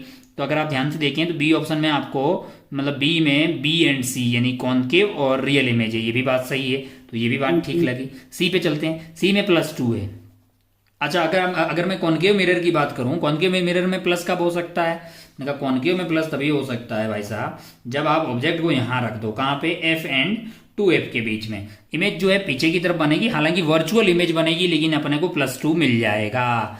तो अगर आप सी में जाएं, जैसे हाँ सी में, तो बोल रहा है बी एंड डी, बी यानी कि कॉनकेव मिरर पॉसिबल है लेकिन इमेज आपकी कैसी होगी, वर्चुअल इमेज होगी। मुझे इसकी सी वाली बात भी सही लगी, बहुत बढ़िया भाई साहब। अब मैंने कहा भाई साहब डी ऑप्शन चेक कर लेते हैं, अगर डी भी सही हो। डी में क्या बोल रहा है कि +½ मिल रहा है, क्या मिल रहा है, प्लस का हाफ मिल रहा है। अच्छा, डी में बी के डी वाले में यही बोल रहा है ए एंड डी से ये पॉसिबल है, ए एंड डी से। ए में क्या है, कॉन्वेक्स मिरर। कैसा मिरर है, कॉन्वेक्स मिरर, बिल्कुल उसमें मिल सकता है भाई। प्लस आपका मतलब स्मॉलर इमेज बनेगी, और तो अपना ऑप्शन सही कौन सा हो जाएगा, जब मतलब स्मॉलर इमेज बने और सेम साइड में बने तो ऐसा ऐसा हो सकता है। ऑब्जेक्ट यहाँ पे रखी, इमेज इधर की तरफ बन जाएगी, और आपको जो है फिर इस वाले, और वो लेकिन वो इमेज कैसी होगी रियल ऑब्जेक्ट की, वर्चुअल इमेज होगी। तो ऑप्शन कौन सा जाता हुआ दिखाई दे रहा है, सेकंड जाता हुआ दिखाई देगा। खैर इसमें थोड़ा सा आपको मेहनत करनी थी, मतलब आपको केसेस यहाँ पे देखने थे। चलिए आगे को कि एस्ट्रोनॉमिकल टेलीस्कोप है जिसका ऑब्जेक्टिव जो है एंड आईपीस का फोकल लेंथ दिया हुआ। अच्छा, मान लीजिए कि ये आपने ऑब्जेक्टिव बना दिया, ये आपने क्या बना दिया, आईपीस बना दिया। इसका एफओ आपको दिया हुआ है, इसका एफओ कितना दिया हुआ है जरा ध्यान से देखें। इसका एफओ आपको दिया हुआ है, इसका एफओ दिया हुआ है 40 सेंटीमीटर, और एफ ऑफ ई दिया हुआ है आपको 4 सेंटीमीटर। अच्छा, और एक ऑब्जेक्ट है जिसको यहाँ पे देखा जा रहा है, उसकी दूरी कितनी दी हुई है, उसकी यहाँ पे दूरी दी हुई है 200 सेंटीमीटर। ऑब्जेक्ट यहाँ से कितना दूर है, 200 सेंटीमीटर की दूरी पे है। अच्छा, और आपसे बोला है कि इसको देखने के लिए मतलब जो है सेपरेशन बिटवीन द लेंसेज, यानी कि ये एल पूछा है, स्टाइल मार के क्या पूछा है, एल। और अपन तो समझदार हैं कि एल की वैल्यू तो हमारे लिए, एल की वैल्यू हमारे लिए क्या हो जाएगी, अगर यहाँ पे ऑब्जेक्ट रखा हुआ तो इसकी इमेज कहीं यहाँ पे बनेगी, और ये हमारे लिए वीओ हो जाएगा। क्या बोलते हो, ये हमारे लिए वीओ हो जाएगा। और ये जो भी इमेज बनेगी, ये जो भी इमेज बनेगी वो इसके कहाँ बननी चाहिए, फोकस पे, यानी कि यहाँ पे एफ ई होना चाहिए। तो ये वाली दूरी किसके बराबर होगी, एफ ई के बराबर। तो अगर आप ध्यान से देखें तो अपन पहले जानते भी हैं कि एल की वैल्यू आती है हमारे पास वीओ प्लस एफ ई, मतलब सबको मोड के साथ रखना होता है। तो ये अपन पहले ही बातें कर चुके हैं, बहुत बढ़िया भाई साहब। अगर एफ ई अगर आप ध्यान से देखें तो ये तो 4 सेंटीमीटर दिया ही हुआ है, ये क्या दिया हुआ है, 4 सेंटीमीटर आपको ऑलरेडी दिया हुआ है। आपको क्या चाहिए, वीओ चाहिए। वीओ कहाँ से मिलेगा, मैंने कहा पहले ऑब्जेक्टिव लेंस से मिल जाएगा, क्योंकि आपको यूओ पता है, यूओ की कितना पता है, यूओ की वैल्यू आपको पता है कि कितनी है, -200 सेंटीमीटर। और आपको एफओ पता है तो वीओ चाहिए, तो वी इज इक्वल टू हो जाएगा यहाँ पे U F you plus F है ना, लेंस के केस में। अब आप ध्यान से देखें तो यू आपको कितना दिया हुआ, -200 दिया हुआ, और एफ कितना दिया हुआ आपको 4 दिया हुआ, सॉरी 40 दिया हुआ है ना। और यहाँ पे आपका -200 प्लस आपका आ जाएगा 40, तो ये कार्यक्रम हो गया -200 इंटू 40 डिवाइडेड बाई -160। आएगा कि नहीं आएगा। अब आप ध्यान से देखें तो ये कट गया, ये 4 बार कट गया है। क्या कट गया है, 4 बार कट गया है। अच्छा भाई साहब, बहुत बढ़िया, बहुत ही शानदार। तो अगर आप ध्यान से देखें तो ये माइनस से माइनस कट जाएगा, ये तो 50 सेंटीमीटर आ गया। क्या आ गया है, 50 सेंटीमीटर।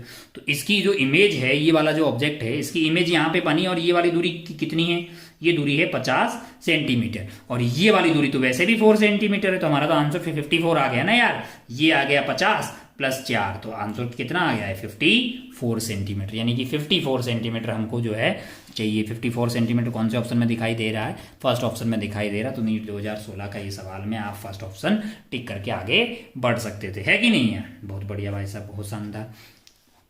अब आप बोलेंगे साहब ये जो है आपने मतलब जो है आपको सवाल में क्या पूछा है कि the lenses must be separated, मतलब मिनिमम लेंथ इतनी होनी ही चाहिए। अगर आप दूसरा वाला केस लेंगे तो उस वाले केस में लेंथ इससे ज्यादा आएगी, मान है ना।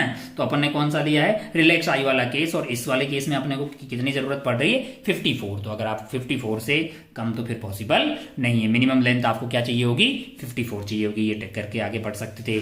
चलिए आगे बढ़ते हैं और अगला वाला सवाल देखते हैं। एंगल ऑफ इंसिडेंस ऑफ रे of light, angle of incidence of रे of light of refracting surface of prism is 45 degree, angle of prism is 60। बहुत बढ़िया भाई साहब।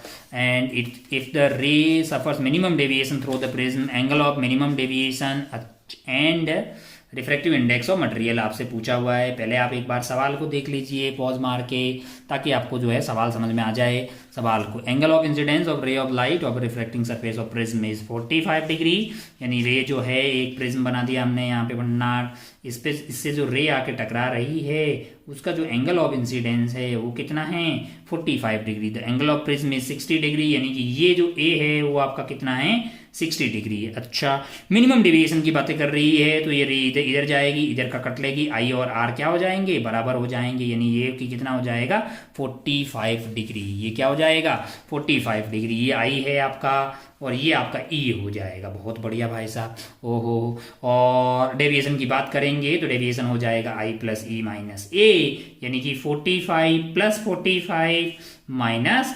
60 तो ये 90 माइनस 60 आप कर दीजिएगा तो आपका आंसर कितना आ गया 30 डिग्री। और अगर यहाँ बात करें तो अपन सेंस बोल देंगे क्लॉकवाइज सेंस में आपका आंसर आ गया है कि कितना 90 माइनस 30 यानी कि 90 माइनस 60 यानी कि 30 क्लॉकवाइज। और क्या पूछा है आपको, और आपको क्या पूछा है म्यू, म्यू पूछा है ना भाई। म्यू के लिए स्नेल्स लॉ लगा दो, म्यू के लिए यहाँ पे स्नेल्स लॉ लगा दो आप आराम से। अब आप ध्यान से देखें यहाँ पे तो 1 into sign 45 degree 1/√2 that is mu into sign R1। अब आप ध्यान से देखें तो R1 ये वाला होगा और R1 प्लस R2 की वैल्यू A होती है तो वो 60 हो जाएगा। मिनिमम डेविएशन के लिए R1 और R2 बराबर होते हैं ना, तो यहाँ से R1 is equal to R2 कितना आ जाएगा 30 डिग्री आएगा कि नहीं आएगा, आएगा भाई साहब। तो ये 1/√2 that is equal to mu into sine 30 यानी 1/2 हो जाएगा। तो म्यू की वैल्यू क्या आ जाएगी 2/√2 है, इसकी वैल्यू कितनी आ गई √2। तो म्यू की वैल्यू आपके पास आ गई है √2 है ना, और डेल्टा आ गया है आपके लिए कितना 30 डिग्री, डेल्टा 30 आ गया है और म्यू √2 आ गया है। ऐसा कौन से ऑप्शन में था जरा ध्यान से देखें 30 और √2 ये ऑप्शन थर्ड वाले में दिखाई दे रहा है, इसको टिक करके आप आगे बढ़ सकते थे। तो ये था अपना नीट 2016 का सवाल। चलिए आगे बढ़ते हैं। बहुत बढ़िया भाई साहब, बहुत शानदार। अब अपन आगे बढ़ते हैं 15 वाला जो सवाल है वो आया हुआ है री AIPMT 2015 में लफड़ा हो गया था, पेपर जो है आउट ऐसा कुछ माहौल बन गया था तो AIPMT दोबारा कंडक्ट करवाई गई थी और ये उसका सवाल है री AIPMT 2015 का भाई साहब। आइए सॉल्व करते हैं। सवाल को पढ़िएगा, थोड़ा ठीक ठाक किस्म का शायद सवाल है ये। एस्ट्रोनॉमिकल टेलीस्कोप है, नॉर्मल एडजस्टमेंट में उसको यूज किया जा रहा है। स्ट्रेट ब्लैक लाइन और अच्छा L is drawn on inside part of objective lens eyepiece forms a real image of this lines and the length of the image is I. अच्छा length of object आपको L हो गया, length of image is I. The आपसे पूछा है the magnification of telescope is. अब पहले आप देखिए कि ये जो टेलीस्कोप है वो कौन से वाले मतलब जो है कौन से वाले यानी कि उसका एडजस्टमेंट है, नॉर्मल एडजस्टमेंट की बातें हो रही। कौन से एडजस्टमेंट की बातें हो रही है नॉर्मल एडजस्टमेंट। अब आप बोलेंगे साहब नॉर्मल एडजस्टमेंट से हम क्या समझें रिलैक्स आई के लिए बातें हो रही है। ये आपके हो गया है FO और यहाँ से L दूरी पे आपने यानी ये ट्यूब लेंथ में क्या लगा दिया है FE वाला। अगर आप ध्यान से देखो तो L की वैल्यू क्या है FO प्लस FE है ना। अच्छा भाई साहब बहुत बढ़िया। अब हुआ क्या है इस पर्टिकुलर यहाँ सवाल में कि ये जो ऑब्जेक्टिव वाला आइटम है इसके ऊपर क्या किया गया है, इसके ऊपर क्या किया गया है कि एक ऐसी लाइन खींच दी है ना, और ये लाइन की लंबाई आपको कितनी दी हुई है, इसकी लंबाई L दी हुई है ना। अच्छा भाई साहब ये जो है मान लो ये प्रिंसिपल एक्सिस है, ये सेकंड वाला जो है इसके लिए क्या ये ऑब्जेक्ट की तरफ बिहेव करेगा, मैंने कहा करेगा, और इसकी इमेज कहीं यहाँ पे बनेगी, मैंने कहा हाँ। और ये जो इमेज बन रही है इसकी जो हाइट दी हुई है वो लंबाई आई दी हुई है। अच्छा बहुत बढ़िया भाई साहब, बहुत ही शानदार खूबसूरत। और आपसे ये इंफॉर्मेशन सवाल में दी हुई है और आपसे सवाल में क्या पूछा है, आपसे पूछा है कि मैग्निफिकेशन ऑफ टेलीस्कोप बताएं। क्या बताएं मैग्निफिकेशन ऑफ टेलीस्कोप, यानी कि आपको पूछा M is equal to that is FO divided by FE है ना, आपको basically FO divided by FE चाहिए। अच्छा बहुत बढ़िया भाई साहब। अब अगर आप ध्यान से देखें तो इस पर्टिकुलर लेंस के लिए ये जो है ये ऑब्जेक्ट है और ये इमेज है, तो इसका मैग्निफिकेशन मैं इसको मान लो ME बोल दूं, तो ये तो एक कॉन्वेक्स लेंस है, इसके लिए मैग्निफिकेशन कैसे लिखेंगे, इसके लिए मैग्निफिकेशन लिखेंगे V/U है कि नहीं है, जो कि height of image divided by height of object हो गई L है। अब आप ध्यान से देखो तो V आपको पता है क्या, V ये वाली दूरी है, V ये वाली दूरी और U ये वाली दूरी है। हमको तो लगता है कि U तो बहुत आसानी से पता है कितना है, मैंने कहा minus of FO plus FE। FO plus FE length है और माइनस इसलिए लगाया है कि रेज ऐसे जा रही है काम की अपने। अच्छा भाई साहब अच्छा V/U को F की टर्म में वैसे अपन लिख सकते हैं 1/V माइनस 1/U क्या होता है हमारे लिए 1/F होता है। तो यहां से 1/V को अपन लिख सकते हैं 1/U प्लस 1/F है, एलसीएम ले लीजिए तो ऊपर आ जाएगा U प्लस F और नीचे जो है वो UF आ जाएगा। अब आप U को इधर खींच के लाइए तो U/V is equal to U plus F divided by F आ गया है ना। उल्टा कर दीजिए तो V/U क्या आ गया F upon U plus F है ना। और अपने को V/U चाहिए ना भाई साहब, यहाँ पे उसको क्या F की टर्म में ऐसा भी लिखा जा सकता है F upon U plus F। अच्छा और that is equal to I/L है कि नहीं है। अब आप ध्यान से देखिए कि V/U को मैं क्या लिख सकता हूँ F upon U plus F है। तो ध्यान से देखो एफ एफ कौन सा वाला, एफ ही हो जाएगा। अच्छा u प्लस एफ है, u की वैल्यू क्या हो जाएगी, minus of F O plus F ही हो गई है ना, प्लस एफ यानी कि एफ ही आ गया है कि नहीं यार। अच्छा इजिकल टू क्या होना चाहिए, आई बटा एल होना चाहिए ना भाई साहब। अरे वी बाई यू को क्या लिख दिया मैंने, F upon you plus F लिख सकते हैं, और उसकी वैल्यू आई बटा एल है, यू की वैल्यू मैंने डाल दी है।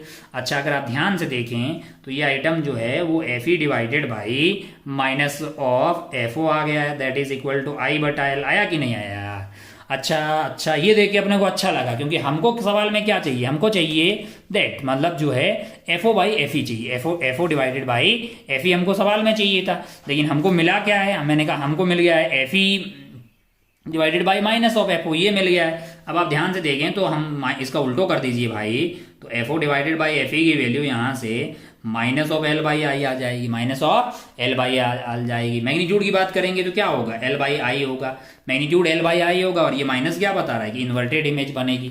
तो हमारे f O by F e तो हमारे इस टेलीस्कोप का मैग्नीफाइंग पावर होगा। तो हमारे पास F O by F E की वैल्यू की कितनी आ गई है, F O by F E की वैल्यू आ गई है minus of L by I, minus of L by आ गई तो कहाँ पे दिखाई, minus of L by, minus क्या बता रहा है, वो इन्वर्टेड इमेज, आपको सिर्फ मैग्नीट्यूड की बात की जाएगी तो एल बाई आई आ जाएगा। ठीक है, तो ये थोड़ा ठीक सवाल था। अब बेसिकली मुद्दे की बात ये कि आपने यहाँ पे जो लाइन खींची है वो इसके लिए कैसे बिहेव करेगी, ऑब्जेक्ट के लिए। तो कुल मिला के सवाल जो है सिंपल भाषा में इतना ही रह गया है कि यहाँ पे एक लेंस रखा हुआ है और यहाँ पे एक ऑब्जेक्ट रखा हुआ है और यहाँ पे एक इमेज बन गई है उसकी, आपको ऑब्जेक्ट की लेंथ एल दी हुई है, इमेज की लेंथ आपको आई दी हुई है, आपको बस ये यू पता, यू आपको स्टाइल मार के दिया है। अब वो यू हमें पता होता है कि वो एफ ओ प्लस एफ ई हो जाता है ना। अब मतलब ये वाली दूरी जो है एल के बराबर हो जाता है, सॉरी, तो वो एफ ओ प्लस एफ ई हो जाता है, कौन से वाले मोड में, नॉर्मल एडजस्टमेंट में, है ना। और फिर आप वी वैसे निकाल सकते हैं, या फिर वी बाई यू को सीधा जो है F upon you plus F लिख सकते हैं। फिर मैग्निफिकेशन का फॉर्मूला तो लगाया, ये एम ई क्या है, इस वाले सिर्फ ई वाले क्या मैग्निफिकेशन का फॉर्मूला लगा दिया। लेंस है बेसिकली कॉन्वेक्स लेंस, तो बी वी बाई यू लिखा ही जा सकता है। उम्मीद है कि आपके पेजे में उतर गया होगा यार, कोई बहुत ज़्यादा टफ चीज़ थी नहीं ये, है ना। बहुत बढ़िया भाई साहब, बहुत ही शानदार, ओहो शानदार। आगे बढ़े क्या, अपन आगे बढ़ लेते हैं। हमारे पास एक सवाल है, हमारे पास कौन सा सवाल है, एक 16 वाला सवाल है, ये भी री ए आई पी एम टी 2015 में ही आया, बहुत शानदार। आइए देखते हैं क्या ये बोल रहा है कि beam of light consisting of red green and blue, यानी कि रेड ग्रीन और ब्लू तीन जो है कलरों की एक बीम है, वो आ रही है, किसकी तरफ आ रही है, वो आ रही है आपके पास एक राइट एंगल प्रिज्म के पास। The refractive index of material of the prism, अच्छा अलग अलग के लिए जो रिफ्रैक्टिव इंडेक्स है वो आपको दिया हुआ है। Mu for red is 1.39, mu for आपके लिए पहला किसका, ग्रीन, म्यू फॉर ग्रीन आपको दिया है 1.44, और म्यू फॉर आपके लिए ब्लू है, म्यू फॉर ब्लू जो है वो आपको दिया हुआ 1.47। अच्छा भाई साहब, बहुत बढ़िया, बहुत शानदार। अब हमारे मन में आ रहा है कि भाई साहब लाइट जो भी है ये जाएगी, क्योंकि यहाँ पे ऐसे नॉर्मली आ रही, सीधी ऐसे चले जाएगी, ऐसे चले जाएगी, ऐसे चले जाएगी, यहाँ पे नॉर्मल डालेंगे, नॉर्मल डालेंगे, नॉर्मल डालेंगे। ये एंगल 45 है, तो ये अगर आप ध्यान से देखेंगे तो ये 90 हो गया। अच्छा ये 45 है तो ये 45 हो गया अपने लिए, ये 90 है तो ये 45 होगा, तो ये एंगल 45 होगा। तो सबके लिए जो इंसिडेंट एंगल है वो 45 होगा, इसमें कोई गलत बात नहीं है। और अब जो है, अब यहाँ सवाल पड़ता है कि भाई साहब की कौन सी वाली रे अंदर रहेगी और कौन सी वाली बाहर जाएगी, क्योंकि यहाँ पर TIR भी तो हो सकता है ना यार, क्योंकि ये जो है ये डेंसर से रेयर मीडियम में जा रहे हैं, यहाँ 1 है। अब आप ध्यान से देखें तो जो क्रिटिकल एंगल है, जो क्रिटिकल एंगल की बात करें तो अब अगर आप ध्यान से देखें तो साइन थीटा सी जो है वो अपने पास क्या होता है, sine theta C is equal to mu rarer upon mu denser होता है। म्यू रेयरर की वैल्यू 1 है और म्यू जो डेंसर है, मान लीजिए कि म्यू डेंसर अलग अलग है, लेकिन अगर मैं बात करूं कि भाई थीटा जो है आपका आई जो है वो 45 डिग्री, आई क्या है 45 डिग्री है, तो आपके पास जो म्यू आएगा डेंसर वाले का 1/√2 आ गया, साइन 45 डिग्री की वैल्यू, सॉरी है ना, सॉरी 1/√2, तो ये ऊपर की तरफ √2 आ गया उधर जाके। अब आप ध्यान से देखें हो जाती है 1.414 हो गई 1, है ना। तो अब आप ध्यान से देखें, ध्यान से अगर देखें तो आपको जो म्यू दिया हुआ है 1, इसका म्यू देखिए अगर आप 1.44 है, दूसरा जो ब्लू वाला है इसका म्यू देखिए 1.47 है। इन दोनों का म्यू इस वाले म्यू से ज्यादा है, अगर इस वाले म्यू से ज्यादा होगा तो उनके लिए जो क्रिटिकल एंगल होगा, क्योंकि अपन जानते हैं कि critical angle sine theta see basically mu 1 जो है म्यू के डिपेंड करेगा। जिसका म्यू इससे बड़ा होगा, जिसका म्यू 1.414 से बड़ा होगा, उसके लिए थीटा सी क्या होगा, उसके लिए जिसका म्यू यानी कि जिसका म्यू जो है ग्रेटर देन 1.414 होगा, उसके लिए जो थीटा सी होगा वो 45 डिग्री से कम होगा। होगा कि नहीं होगा? ओहो ओहो, मतलब 45 डिग्री से कम होगा जिनका 1.44 से ज्यादा है। मैंने कहा 1.44 से ज्यादा किसका है? 1.44 से मैं 1.414 से, तो ये इसका 1.44 है और इसका कितना है? 1.47 है। दोनों का ही मतलब जो है 1.414 से ज्यादा यानी √2 से √2 से ज्यादा है, तो इनका क्रिटिकल एंगल 45 से कम है, बट इनका एंगल ऑफ इंसिडेंस तो 45 है। तो यहाँ पे TIR ग्रीन और ब्लू वाले का TIR हो जाएगा, और अगर TIR हुआ तो फिर I = R, यानी कि दोनों साथ में आ रहे हैं तो वो वापस इधर की तरफ कट लेंगे, है कि नहीं यार? और रेड वाले का 1.39 है, यानी कि रेड वाले का जो क्रिटिकल एंगल है वो फॉर रेड अगर बात करें तो उसके लिए जो थीटा सी है वो 45 डिग्री से बड़ा है। लेकिन रेड वाला आ कहां पर? यहाँ पे आ जो रहा है वो रेड वाले की बात करें तो वो 45 डिग्री पे आ रहा है। रेड वाला बाहर की तरफ कट जाएगा। क्यों? क्योंकि ये जो एंगल है उसका 45 डिग्री ये क्रिटिकल एंगल से कम है, तो ये बाहर की तरफ चला जाएगा और बाकी दोनों जो हैं वो इधर की तरफ वापस आ जाएंगे, दोनों एक साथ आ जाएंगे। अब आप ध्यान से देखें तो सवाल में आपसे बोला था प्रिज्म विल, बोल रहा है separate the red colour part from green and blue, बोल रहा है separate the blue colour part from the red and green, separate all the 3 colour. नहीं, अगर ये तीन दोनों साथ में आ रहे तो फिर इधर सब तो साथ में आएंगे। Separate the red colour from the green and blue colour, हाँ रेड अलग हो जाएगा तो 1 जाना चाहिए आपके पास, तो 1 टिक करके आप आगे बढ़ सकते थे। अच्छा भाई साहब, बहुत बढ़िया, बहुत शानदार। ये IPMT 2015 का है। उससे पहले IPMT 15 हुई थी, मतलब एग्जाम 2 बार हुआ था, तो पहले वाले पेपर का देख लेते हैं। द रिफ्रैक्टिव एंगल, 17 वाले सवाल पे चलते हैं। The refracting angle of prism is A and refractive index of material of the prism is cot A/2। Angle of minimum deviation पूछा है, एंगल ऑफ मिनिमम डेविएशन आपसे पूछा है। अच्छा देख लेते हैं तुरंत इसको। The refracting angle of prism is A है। अच्छा, एक प्रिज्म है हमारे पास, क्या है? एक प्रिज्म है। अच्छा भाई साहब, बहुत बढ़िया। उसका रिफ्रैक्टिंग एंगल यानी एंगल ऑफ प्रिज्म आपको A दिया हुआ, बहुत शानदार। The refractive index of material of the prism यानी कि म्यू ऑफ प्रिज्म आपको दिया हुआ है cot A/2। कितना दिया हुआ है? cot A/2। Angle of minimum deviation is, अच्छा भाई साहब, डेविएशन होता कितना है? मैंने कहा अगर बात करें तो I + E - A।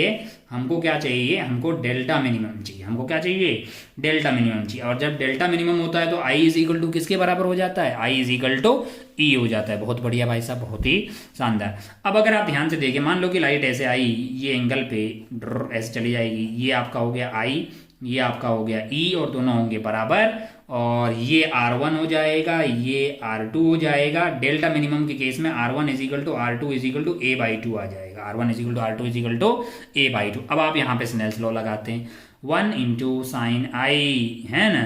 1 = sin I = क्या होना चाहिए? म्यू आपका कितना दिया हुआ है? cot A/2 इंटू आपके पास R1 की वैल्यू है A/2, तो ये कितना हो जाएगा? sin A/2। अब cot A/2 क्या है? cos A/2 upon sin A/2। sin A/2 से sin A/2 बाद कट जाएगा, तो क्या रह जाएगा? cos A/2 that is equal to sin I। अगर आप ध्यान से देखें तो यहाँ पे मैं क्या कर रहा हूँ, थोड़ा ध्यान से देखें। हुआ क्या है कि cot A/2 into sin A/2 आया। cot A/2 जो है cos A/2 upon sin A/2 है। sin A/2 कट गया, बचा क्या? cos A/2। मैं क्या कर रहा हूँ, इसको लिख रहा हूँ sin 90 - A/2, है कि नहीं है? 90 - A/2। कुछ लोग बोलोगे भाई साहब प्लस में भी तो लिख सकते थे। मैंने कहा हाँ भाई, ऐसा भी तो लिख सकते थे। sin 90 प्लस भी तो वो आपके लिए क्या हो जाता, मतलब जो है वो आपके लिए A/2 होता भाई। वो भी बड़ी कोस, साइन जो है 90 + थीटा भी कोस होता है और साइन 90 - थीटा भी कोस होता है। लेकिन अगर आप 90 प्लस लिखते तो आपके पास I की वैल्यू 90 से बड़ी आ जाती, जो कि पॉसिबल नहीं है, इसलिए आपको 90 - A/2 लिखा है। तो I की वैल्यू आपके पास कितनी आ गई? 90 - A/2 है। अब आप ये I आ गया, क्या इतना ही E होगा? मैंने कहा होगा। कब? जब डेल्टा मिनिमम की बात होगी नहीं है। अच्छा भाई साहब, अब डेल्टा मिनिमम पता करते हैं। आई और ई जो है दोनों सेम हैं, तो twice of 90 minus A by 2 कर देते हैं आई प्लस ई को। तो फिर क्या चाहिए, मैंने कहा माइनस ए करना है ना, ये तो आई प्लस ई हो गया। अब आप ध्यान से देखें तो ये हो गया 180 डिग्री और ये हो गया आपका ए माइनस ए, तो आंसर क्या होना चाहिए 180 degree minus 2a। 180 degree minus 2a कहीं दिखाई दे रहा है, 180 degree minus 2a, 180 degree minus 2a आपको ऑप्शन सी में दिखाई दे रहा है, उसको टिक करके आप आगे बढ़ सकते थे, है कि नहीं है। चलिए भाई साहब बहुत बढ़िया, बहुत ही शानदार। चलिए बढ़ते हैं आगे अगले वाला सवाल पे। अगला वाला सवाल कौन सा है, 18 AIPMT 2015 का सवाल है। क्या है इसमें, two identical thin plano convex lens है जिसका रिफ्रैक्टिव इंडेक्स 1.5 है एंड रेडियस ऑफ कर्वेचर आपको दिया हुआ है 20 centimetre and intervening space is अच्छा कॉन्टैक्ट में है और intervening space is filled with the oil of refractive index 1.7 और आपसे पूछा है कि इसके पूरे कॉम्बिनेशन की फोकल लेंथ क्या होगी। ऑप्शंस आपके सामने दिखाई दे रहे हैं। अब आप ध्यान से देखें तो आपको बेसिकली दिया क्या गया है, इस तरह का सिस्टम दिया गया है। तो प्लेनो कॉन्वेक्स लेंस है, मान लीजिए कि ये ऐसा हो गया और दूसरा वाला अगर अपन बनाएं, मान लो कि उसको मैंने ऐसे बना दिया और बीच का जो ये स्पेस है वो किससे भरा हुआ है, ये भरा हुआ है जिसका म्यू आपको दिया हुआ है 1.7 और इसका जो म्यू है इसको मैं म्यू 2 बोल दूं और इसको मैंने म्यू 1 बोल दिया जो कि 1.5 दिया हुआ है। ठीक है भाई साहब, बहुत बढ़िया, बहुत ही शानदार। अब अगर आप ध्यान से देखें तो आपको पता है लेंस मेकर फॉर्मूले से कि 1/f is basically mu minus 1/r1 minus 1/r2, ये आपको पहले से ही पता है। अच्छा भाई साहब, अब अपन क्या कर रहे हैं कि इसकी फोकल लेंथ को मान लो मैंने f1 बोल दिया, इसकी फोकल लेंथ को मैंने f2 बोल दिया मान लो और इसकी फोकल लेंथ को मान लो मैंने f3 बोल दिया। तो मेरे लिए 1/f1 की वैल्यू क्या हो जाएगी, मेरे लिए 1.5 माइनस 1 अपॉन और इंटू अब अगर मैं करूँ तो मेरे लिए हो जाएगा एक इन्फिनिटी है और एक क्या है, एक आपका है जो है आर आपको सवाल में दिया हुआ है, कितना दिया हुआ है 20 सेंटीमीटर। अच्छा भाई साहब बहुत बढ़िया, तो ये हो जाएगा 1/20 है ना और ये 1.5 माइनस 1 हो गया 1/2 तो ये आ गया 1/40। अच्छा भाई साहब बहुत बढ़िया। और f2 जो है सिमिलर है, मतलब f1 और f2 अगर आप सेम ही बोल लेते हो इसी को 1/f2 बोल सकते हैं, सेम ही तो है ना ये और ये तो। अच्छा भाई साहब और बीच वाला जो आइटम है उसकी फोकल लेंथ अगर अपन निकालने जाएंगे तो 1/f3 और इसका रिफ्रैक्टिव इंडेक्स कितना दिया हुआ 1.7 है तो -1 कर दीजिए 1 अपॉन। अच्छा इसमें तो ये ऐसा है तो कि कितना आ जाएगा -2 डिवाइडेड बाई आर आपको दिया हुआ है 20 है ना, R1 और R2 की वैल्यू पहले -r होगी और फिर आपके लिए -1/r होगी, -2/20 हो जाएगी। और तो ये 1.7 माइनस 1.7 हो गया, 0.7 को 7/20 लिख दिया है ना, तो 7/10 लिख दिया 7 और 7 इंटू 2 दिए 14 डिवाइडेड 7 ये आपका 1 2 था। तो ये वैल्यू हो गई आपके पास 0.7 को आपने लिख दिया 7/10 इज इक्वल टू -2/20। अच्छा भाई साहब बहुत बढ़िया, तो इसको काट लीजिए 5 बार तो ये हो गया आपका -7 डिवाइडेड बाई 100। तो आपको 1/f1 की वैल्यू मिल गई, 1/f2 की वैल्यू मिल गई और 1/f3 की मिल गई। तो अगर आपको इक्विवेलेंट फोकल लेंथ चाहिए तो वो हो जाएगी 1/f1 plus 1/f2 plus 1/f3। ठीक है, तो 1/40 प्लस 1/40 माइनस 7/100। अच्छा भाई साहब बहुत बढ़िया, बहुत ही शानदार। अब अगर आप ध्यान से देखें तो अगर आप एलसीएम ले लेंगे देन उसके बाद एफ की वैल्यू निकाल देंगे। करें क्या, ये पूरा टाइम पास कर लेते हैं अपने, क्या है अगर आप एलसीएम लेंगे तो कितना आ जाएगा 200 ले लीजिए है ना। ये चला गया अपना जो है 5 बार यानी कि 5 + 5 और ये आपका हो गया है 14 है ना। तो ये आपका कितना हो गया -4 डिवाइडेड बाई 200 यानी -1/50 आ गया। तो आपके पास एफ की वैल्यू कितनी आ गई -50 आ गई। कौन से वाले में दिखाई दे रहा है, सेंटीमीटर में है ना केला, तो सेंटीमीटर में आ जाएगा। बहुत बढ़िया। ये कौन से ऑप्शन में दिखाई दे रहा है आपको, ऑप्शन 4 में दिखाई दे रहा है, जो कि आप टिक करके आगे बढ़ सकते थे। ऑप्शन 4 जो है -50 सेंटीमीटर। चलिए आगे बढ़ते हैं। ये था AIPMT 2015 का। नेक्स्ट जो अपने पास सवाल है वो है AIPMT 2014 का। अच्छा क्या बोल रहा है, if the focal length of objective lens is increase then magnifying power of. अच्छा FO बढ़ा रहा है तो आपको ऑप्शन में कमेंट करने को बोल रहा है। अब आप ध्यान से देखो तो ये तो बहुत सस्ते में हो जाएगा कि माइक्रोस्कोप और टेलीस्कोप पे क्या इफेक्ट पड़ेगा। अगर मैं माइक्रोस्कोप की बात करूं तो मेरे लिए जो L divided by F O इस तरह का कुछ ऑप्शन आया था, है ना, 1+D/FE या D/FE, और ये L बाई एफ ओ आया था अप्रोक्सीमेशन लेके। तो अगर आप एफ ओ को बढ़ाओगे, एफ ओ फॉर्मूला जस्ट याद होना चाहिए, एफ ओ बढ़ाओगे तो मैग्नीफाइंग पावर क्या हो जाएगी माइक्रोस्कोप के लिए, कम हो जाएगी। लेकिन टेलीस्कोप के लिए एम हमारे लिए कितना आया था, -(FO डिवाइडेड बाई FE आया था, -(FO डिवाइडेड बाई FE। अब अगर आप एफ ओ बढ़ाएंगे तो मैग्नीफाइंग पावर क्या होगी, बढ़ जाएगी, है कि नहीं है। तो ये तो बहुत इजी है, माइक्रोस्कोप के लिए डिक्रीज होगा और टेलीस्कोप के लिए इंक्रीज होगा, माइक्रोस्कोप के लिए डिक्रीज एंड टेलीस्कोप के लिए इंक्रीज, यानी कि आप फोर्थ ऑप्शन के साथ आगे बढ़ सकते थे, है ना। चलिए भाई साहब आगे बढ़ते हैं। अगला सवाल है 20, the angle of prism is a, angle of prism is a, one of its reflecting surface is silvered, एक साइड को उसने क्या कर दिया है, सिल्वरिंग कर दी भाई साहब, बहुत बढ़िया। Light rays falling at the angle of incidence 2A on the first surface return back, अच्छा, returns back through the same path after suffering reflection at the silvered surface, refractive index mu, then the वो बताना है। बहुत बढ़िया भाई साहब, सवाल को आप पढ़ो, आपसे हो जाएगा, गारंटीड है। एंगल ऑफ प्रिज्म आपको दिया हुआ है ए, एंगल ऑफ प्रिज्म आपको क्या दिया हुआ है, ए दिया हुआ है। अच्छा भाई साहब बहुत बढ़िया, और ये हो गया आपके पास, और ए साइड को मान लो आपने क्या कर दिया है, सिल्वरिंग कर दिया, इधर से रे आई, इधर से रे, मतलब इसका और बोल क्या रहा है आपको कि लाइट रे falling at the angle of incidence 2A on the first surface return back through the same path, मान लो इधर से रे आई, ऐसे गई होगी, और इससे जब टकराई होगी तो ये 90 डिग्री का एंगल बना होगा, तभी वो क्या होगी, वापस कट ली होगी, ऐसे गई तो वापस आई, ये 90 होगा, तो ये कितना होगा, ये 90 माइनस ए हो जाएगा, ये क्या हो जाएगा 90 माइनस ए, तो ये एंगल की कितना आ गया ए, और मान लीजिए कि ये वाला एंगल कितना था, आई था, तो 1 into sine I must be equal to mu prism into sine R की वैल्यू ए हो गई। म्यू प्रिज्म आपको कुछ दिया है क्या, लाइट रे falling on angle of incidence 2A, angle of incidence कितना दिया हुआ है, 2A दिया हुआ है, इसका मतलब 1 into sine 2A, 1 into sine 2A must be equal to mu prism into sine A. पूछा क्या है आपको सवाल में, रिफ्रैक्टिव इंडेक्स ऑफ प्रिज्म पूछा है, क्या पूछा है, रिफ्रैक्टिव इंडेक्स ऑफ प्रिज्म, यानी म्यू प्रिज्म आपके लिए क्या हो जाएगा, sine 2A divided by sine A, है ना। साइन 2A को अपन क्या लिख सकते हैं, 2 sine A cos A divided by sine A, तो ए से ए कट गया, साइन ए से, आंसर क्या आया है 2 कोस ए। 2 कोस ए कहीं दिखाई दे रहा है, बिल्कुल वो दिखाई दे रहा है, सेकेंड ऑप्शन में, इसको टिक करके आप आगे बढ़ सकते थे भाई सब। ये था 20वां सवाल हमारे लिए। आगे बढ़ते हैं 21वें सवाल की। चलिए 21 देखते हैं। 21 क्या है, a plano convex lens fits exactly into plano concave lens. अच्छा, their plane surface are parallel to each other. अच्छा, if the lenses are made of different material, refractive index उनका कितना दिया हुआ, μ1 एंड μ2। प्लेनो कॉन्वेक्स लेंस है जो plano concave lens के अंदर फिट हो जा रहा है। बहुत बढ़िया भाई साहब, बहुत ही शानदार। तो आइए फोटो बनाते हैं और खेला शुरू करते हैं, बहुत ही आसान है ये तो, आप सवाल को पढ़ लीजिए।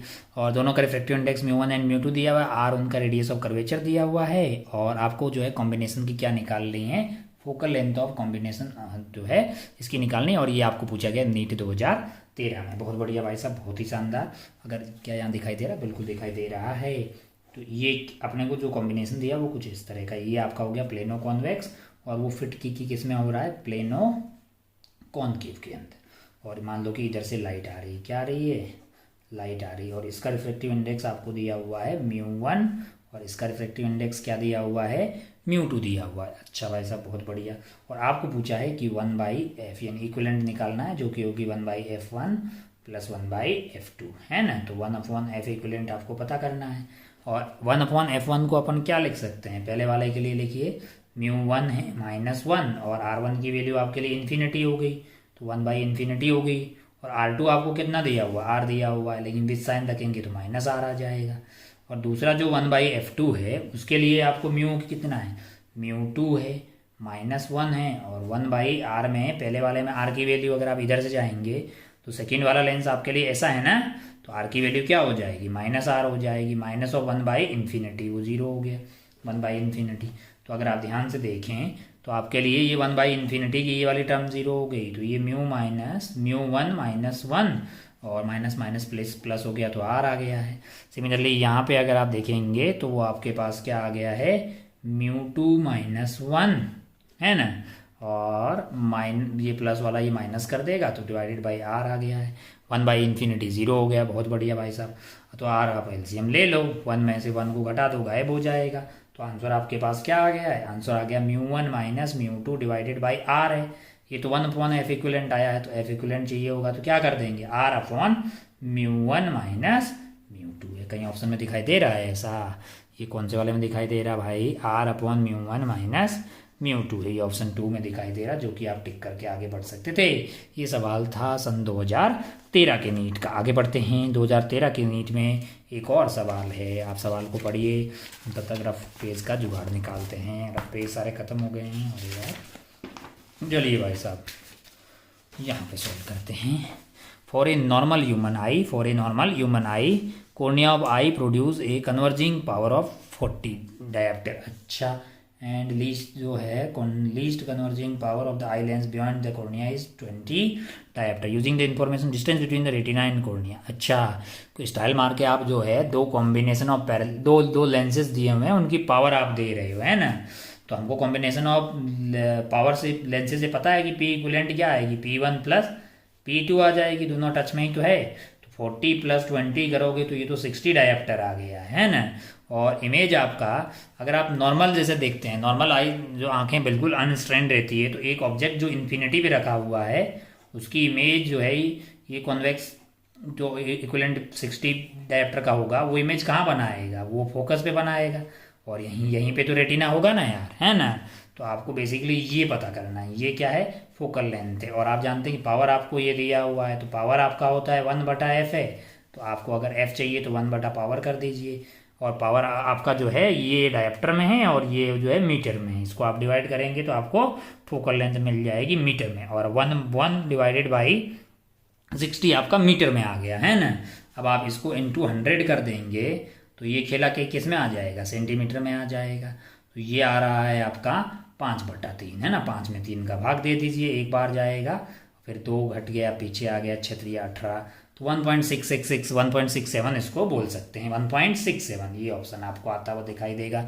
ये सन 2013 की नीट का सवाल है। आगे बढ़ते हैं और फिर बात करते हैं AIPMT प्रीलिम्स का पेपर है सन 2012 का। क्या क्या बोल रहा है?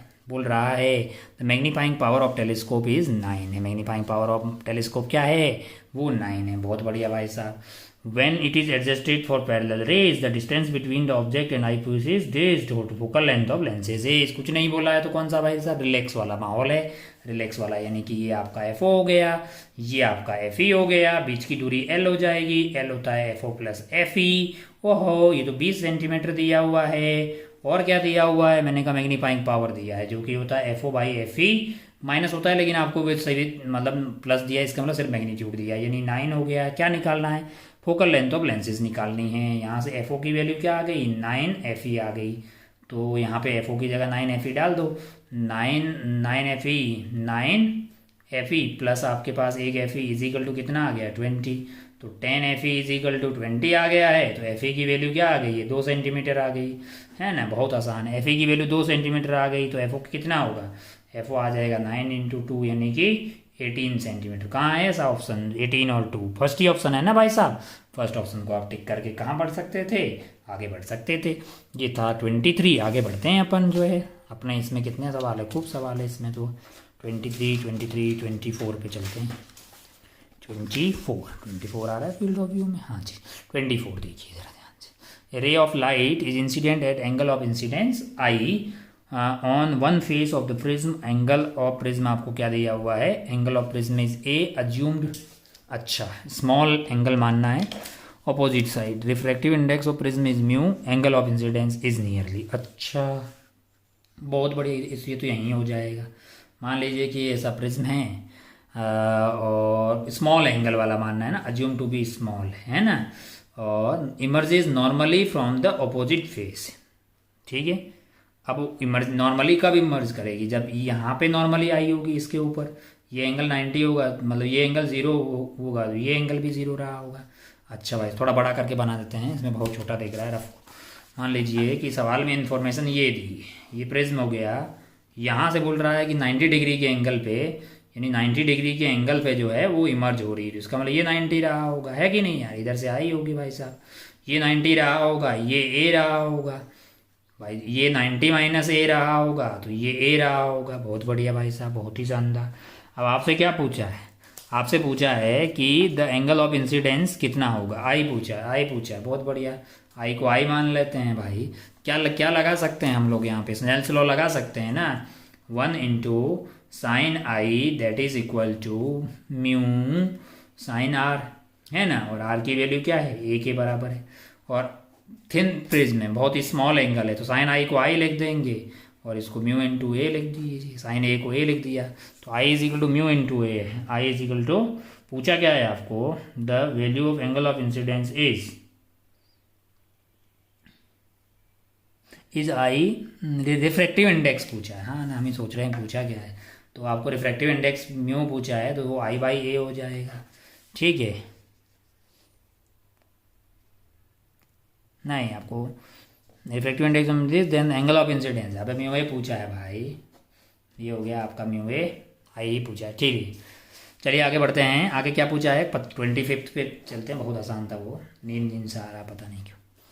आगे वाले में क्या पूछा है, एक concave mirror of focal length f1 is placed at distance d from the convex lens of focal length f2। अच्छा, ये कॉन्वेक्स लेंस है भाई, उसकी फोकल लेंथ f2 है। उससे क्या होगा कि d दूरी पे ये कॉन्केव मिरर है जिसका फोकल लेंथ f1 है, d दूरी पे रखा हुआ है कॉन्वेक्स लेंस से। अच्छा भाई साहब, बहुत बढ़िया, बहुत शानदार। ओ हो ओ हो a beam of light coming from infinity falling on the convex lens combination return back to infinity. अच्छा, रिट्रेस कर जा रही है अपने पाथ को। तो यहाँ पे मान लीजिए ये कॉन्वेक्स है और यहाँ पे क्या रखा हुआ है, कॉन्केव मिरर रखा हुआ। पाथ को रिट्रेस किया है तो हमको लगता है कि भाई यहाँ से रेज आई होगी ऐसे डर, है ना। दो तरीके से रिट्रेस कर सकता है। यहाँ पहला केस देखते हैं, यहाँ से गई और यहाँ से गई होगी और ये बेसिकली क्या रहा होगा, इसका सेंटर रहा हो। दूसरा वाला केस और भी हो सकता है, पहले वाले की बात करते हैं। तो ये वाली दूरी तो एफ ओ हो जाएगी, ये क्या हो जाएगी एफ ओ। और ये जो है मतलब जो है ये जो भी लेंस है, लेंस की फोकल लेंथ कितना दिया है भाई, उनकी मिरर की focal length M place distance D है। तो डी ये वाला दूरी हो गया और कौन, ये F2 है तो ये F2 दिया हुआ भाई, F2 और इसकी फोकल लेंथ F1 दिया हुआ। तो सेंटर तक की ये दूरी की कितनी हो जाएगी 2F1। तो डी की वैल्यू तो हमारे लिए 2F1 प्लस F2 आ गई। एक तो ये पहला केस हो गया। और भी केस हो सकता है, कैसे कि ये जो लाइट है वो जाके कहाँ टकरा जाए, इसके पोल पे टकरा जाए, ऐसा है ना। वो यहाँ से पोल से टकराएगी तो ऐसे आ जाएगी, इधर से जाएगी तो ऐसे कट लेगी। तो लेकिन उस वाले केस में ये वाली दूरी की कितनी हो जाएगी, ये F2 के बराबर ही रहेगी मतलब इसकी। ऐसा कोई ऑप्शन है F2 वाला, अकेले F2 वाला कोई ऑप्शन नहीं है अकेले। तो हमारे पास कौन सा ऑप्शन बचा, पहला वाला, यानी कि D is equal 2F1 plus F2। कौन से वाले ऑप्शन में दिखाई दे रहा है, D is equal 2F1 plus F2। D is equal 2F1 plus F2 जो है वो पहले वाले ऑप्शन में ही है। तो D is equal 2F1 plus F2 आपका फर्स्ट ऑप्शन हो गया। चलिए आगे बढ़ते हैं। कब का है, AIPMT प्रीलिम्स 2012। क्या बोल रहा है कि when A by convex lens of glass having refractive index 1.47, यानी कि अपने पास एक बाई कॉन्वेक्स लेंस है जिसका म्यू आपको कितना दिया हुआ है सवाल में, 1.47। अच्छा भाई साहब, बहुत बढ़िया। Is dipped in the liquid है, act as a plane mirror है ग्लास। अच्छा, प्लेन ग्लास का सीट की तरह बिहेव कर रहा है। This implies that the liquid must have refractive index. तो बहुत ही ज़्यादा आथू किस्म का सवाल है कि अगर हम जानते हैं कि इसके आसपास का सराउंडिंग मीडियम का रिफ्रैक्टिव इंडेक्स इससे कम हो, यानी कि ये म्यू ऑफ लेंस हो गया और म्यू ऑफ सराउंडिंग, अगर म्यू ऑफ सराउंडिंग, खैर ये तो सवाल बहुत ही आसान हो गया। म्यू ऑफ सराउंडिंग अगर म्यू ऑफ लेंस से कम हो तब ये कन्वर्जिंग लेंस की तरह बिहेव करता है। और अगर म्यू ऑफ सराउंडिंग ज्यादा हो म्यू ऑफ लेंस इस पर्टिकुलर केस में तो ये डाइवर्जिंग की तरह बिहेव करता है। और अगर mu of surrounding mu of lens के बराबर हो गया तब तो ये प्लेन सीट की तरह बिहेव करेगा, है कि नहीं है। इसका मतलब म्यू ऑफ सराउंडिंग और म्यू ऑफ जो लेंस है वो क्या है, सेम है। कौन सा आंसर हो जाना चाहिए फिर अपना, equal to that of glass है, ये आपका आंसर हो जाना चाहिए, है ना। तो बहुत ही आसान सवाल था ये 2012 का प्रीलिम्स का। खैर आगे बढ़ते हैं मेंस की तरफ, AIPMT 2012 का। For the angle of minimum deviation of the prism be equal to the refracting angle, जहां रिफ्रैक्टिंग मतलब ये जो रिफ्रैक्टिंग एंगल का मतलब एंगल ऑफ प्रिज्म है, that prism must have made of material whose refractive index is. अच्छा भाई साहब, बहुत बढ़िया, ये अपना हो गया 27। क्या बोल रहा है कि एक प्रिज्म है जिसका एंगल ऑफ रिफ्रैक्शन या फिर एंगल ऑफ प्रिज्म जो है ए है, डेल्टा मिनिमम की बातें हो रही है। डेल्टा अपने पास होता है I प्लस ई माइनस ए। जब डेल्टा मिनिमम होता है तो I इज इक्वल टू ई हो जाता है, R1 is equal to R2 A/2 हो जाता है। बहुत बढ़िया भाई साहब, बहुत ही शानदार। अब अगर आप ध्यान से देखें तो आपको बोला है कि angle of minimum for the angle of minimum deviation prism is equal to refracting angle, यानी डेल्टा मिनिमम आपको कितना दिया हुआ, डेल्टा मिनिमम आपको दिया हुआ है ए के बराबर दिया हुआ। अच्छा, डेल्टा मिनिमम तब आता है जब आई इज इक्वल टू ई हो जाए, तो आपको डेल्टा मिनिमम ए दिया हुआ है और आई और ई तो सेम है, तो आई लिख दिया मैंने, ए आ गया। यहां से क्या आ गया, 2i is equal to 2a आ गया। इसका मतलब आई की वैल्यू क्या होनी चाहिए, ए होनी चाहिए। इसका मतलब जो रे यहाँ पे आके इससे टकरा रही है वो आई की वैल्यू किसके बराबर होगी, ए के बराबर होगी। अच्छा भाई साहब, बहुत बढ़िया। अब आपको जो है इसके रिफ्रैक्टिव इंडेक्स के बारे में कमेंट करने का बोला गया है। चलिए यहाँ पे बात करते हैं। जैसे मान लो कि ये 1 हो गया, 1 इंटू साइन आई जो कि किसके बराबर है, ए के बराबर है। 1 इंटू साइन आई और आई की वैल्यू होगी ए अपने पास। स्लेंस लॉ लगा रहे हैं इन दोनों के बीच में, that is mu of prism into sine R. यहाँ पे अगर R1 की बात करें तो R1 अपने पास कितना हो गया है, R1 जो है a/2 हो जाएगा, तो ये a/2 हो गया। अब आप ध्यान से देखो तो साइन ए को आप लिख सकते हैं 2 साइन a/2 कोस a/2 है ना, और साइन a/2 को नीचे ले आइए यहाँ पे साइन a/2, तो ये a/2 कट जाएगा, है कि नहीं। ये म्यू ऑफ प्रिज्म आ जाएगा। म्यू ऑफ प्रिज्म अपने पास क्या रहा, म्यू ऑफ प्रिज्म आ गया अपने लिए 2, अब बचा कितना है 2 कोस a/2 इतना बचा है। अच्छा भाई साहब, बहुत बढ़िया। अब अगर आप ध्यान से देखें तो आपको क्या करना है, आपको बेसिकली इसी, अब आप ध्यान से देखें तो आपने क्या किया, आई की वैल्यू ए की है ना, यहां से साबित हुआ। अब जो ये ए है, आई जो है, आई ए के बराबर है, और आई की जो वैल्यू है वो 0 से लेके 90 के बीच में ही पॉसिबल है, उससे ज्यादा पॉसिबल नहीं है, उससे ज्यादा पॉसिबल नहीं है। इसका मतलब अगर आप ध्यान से देखें तो ए जो है, आई इज इक्वल टू ए हो गया है, तो ए की मैक्सिमम और मिनिमम वैल्यू अब 0 से लेके, मतलब मिनिमम इसकी 0 हो गई और मैक्सिमम 90 हो गई, तो वही आपको म्यू बताएगा। अगर म्यू की मैक्स वैल्यू निकालनी है तो आपके लिए ये हो जाएगा 2 कोस, और ए को 0 डाल दीजिए, है ना, 0/2, तो ये आइटम 2 आ गया। और अगर मिनिमम चाहिए क्योंकि कोस डिक्रीजिंग है, 2 कोस और आप 90 डाल दोगे तो ये आपके पास कितना हो जाएगा, 90 डाल दोगे तो ये 45 हो जाएगा, कोस 45 डिग्री, जो कि हो जाएगा कितना 2 इंटू 1/√2, तो ये वाली वैल्यू आ गई √2। तो अगर आप मैक्सिमम आपके पास 2 आ रही है, मिनिमम आपके पास √2 आ रही है, तो म्यू ऑफ प्रिज्म जो है वो √2 से लेके 2 के बीच में होगा, √2 से लेके 2 के बीच में होगा। कौन सा ऑप्शन जो है इस बात को सेटिस्फाई कर रहा है, lies between 2 and √2, 2 and √2, 2 and √2, ये वाला पॉइंट है, इसको टिक करके आप आगे बढ़ सकते थे। अच्छा भाई साहब, बहुत बढ़िया, बहुत शानदार। ओ हो। अब अगर आप ध्यान से देखें, नेक्स्ट अपना सवाल कौन सा है भाई साहब, 28 क्या बोल रहा है, a rod of length 10 centimetre lies along the principal axis of concave mirror of focal length 10 centimetre such a way that its end closer to the pole is 20 centimeter away from the mirror, the length of the images। कुल मिला के बात ये कर रहा है कि एक कॉन्केव मिरर है जिसकी एक्सिस पे एक रॉड रखी हुई है, रॉड का वो वाला पार्ट जो इसके क्लोजर है, यानी कि ये वाला मान लीजिए बी, इसकी दूरी यहाँ से कितनी दी हुई है 20 सेंटीमीटर, और इसकी फोकल लेंथ आपको दी हुई है 10 सेंटीमीटर। आपको पूछा है length of the image is, length of image कितनी होगी, ये आपसे सवाल में पूछा है। अच्छा भाई साहब, बहुत बढ़िया। अब अगर आप ध्यान से देखें तो ये तो इस तरह के खूब सवाल किए हमने, बहुत लॉन्गिट्यूडनल मैग्निफिकेशन वगैरह के, तो एक आसान सवाल है, बी की इमेज कहाँ बनेगी, बी डैश यहीं बन जाएगी, अपन ए का पता करेंगे। अगर आप ध्यान से देखें और इसकी लंबाई 10 दी हुई है, तो यू ए की वैल्यू कितनी हो जाएगी, -30 हो जाएगी, है ना, और एफ की वैल्यू आपके पास -10 है। आपका मकसद क्या है, आप चाहते हैं कि वी ए मिल जाए, है ना, वी बी आपको पता लग गया है कि वी बी जो है वो तो यहीं होगी, -20 पे ही होगी, है ना। अच्छा भाई साहब, ये निकालने के लिए क्या करोगे, U F upon you minus F कर ही दोगे, है कि नहीं। अब आप ध्यान से देखें तो आपके पास जो u है उसकी वैल्यू -30 हो गई, इंटू -10 है, -30 प्लस का 10 आ गया, तो ऊपर आ गया है 30 इंटू 10, नीचे आपके पास आ गया है -20, तो ये कट गया, कितना आंसर आ रहा है -15 आ रहा है। इसका क्या मतलब है, इसका मतलब ये है कि इसकी इमेज जो है वो कहाँ बन रही है, यहाँ पे कहीं बन रही है, ए डैश, और ये वाली दूरी की कितनी है 15 है हाँ, और यहाँ से लेके यहाँ तक की टोटल की कितनी है 20 है।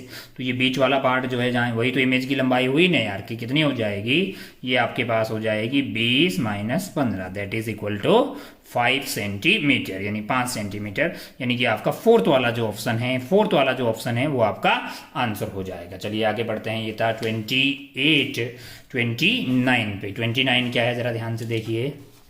29 को अगर आप ध्यान से देखें तो आपसे पूछा है कि which of the following is due to TIR यानी टोटल इंटरनल रिफ्लेक्शन की वजह से कौन सा वाली घटना होती है। पहला बोल रहा है brilliance of diamond. Yes, brilliance of diamond में अपने बात की थी 24.4 डिग्री एंगल के बारे में। एक बार लाइट अंदर चली जाती थी फिर अंदर TIR करती रहती, बिल्कुल उसमें TIR का रोल होता है।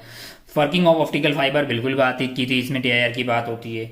मिरेज, हाँ मिरेज और हॉट्स, हाँ बिल्कुल ये मिरेज। और चलिए अगला क्या है 31 क्या है। A converging beam of rays is incident on a diverging lens having pass through the lens the rays intersect at a point 15 centimetre from the lens on the opposite side. If the lens is removed point where the rays meet will be 5 centimetre closer to the lens. अच्छा बढ़िया।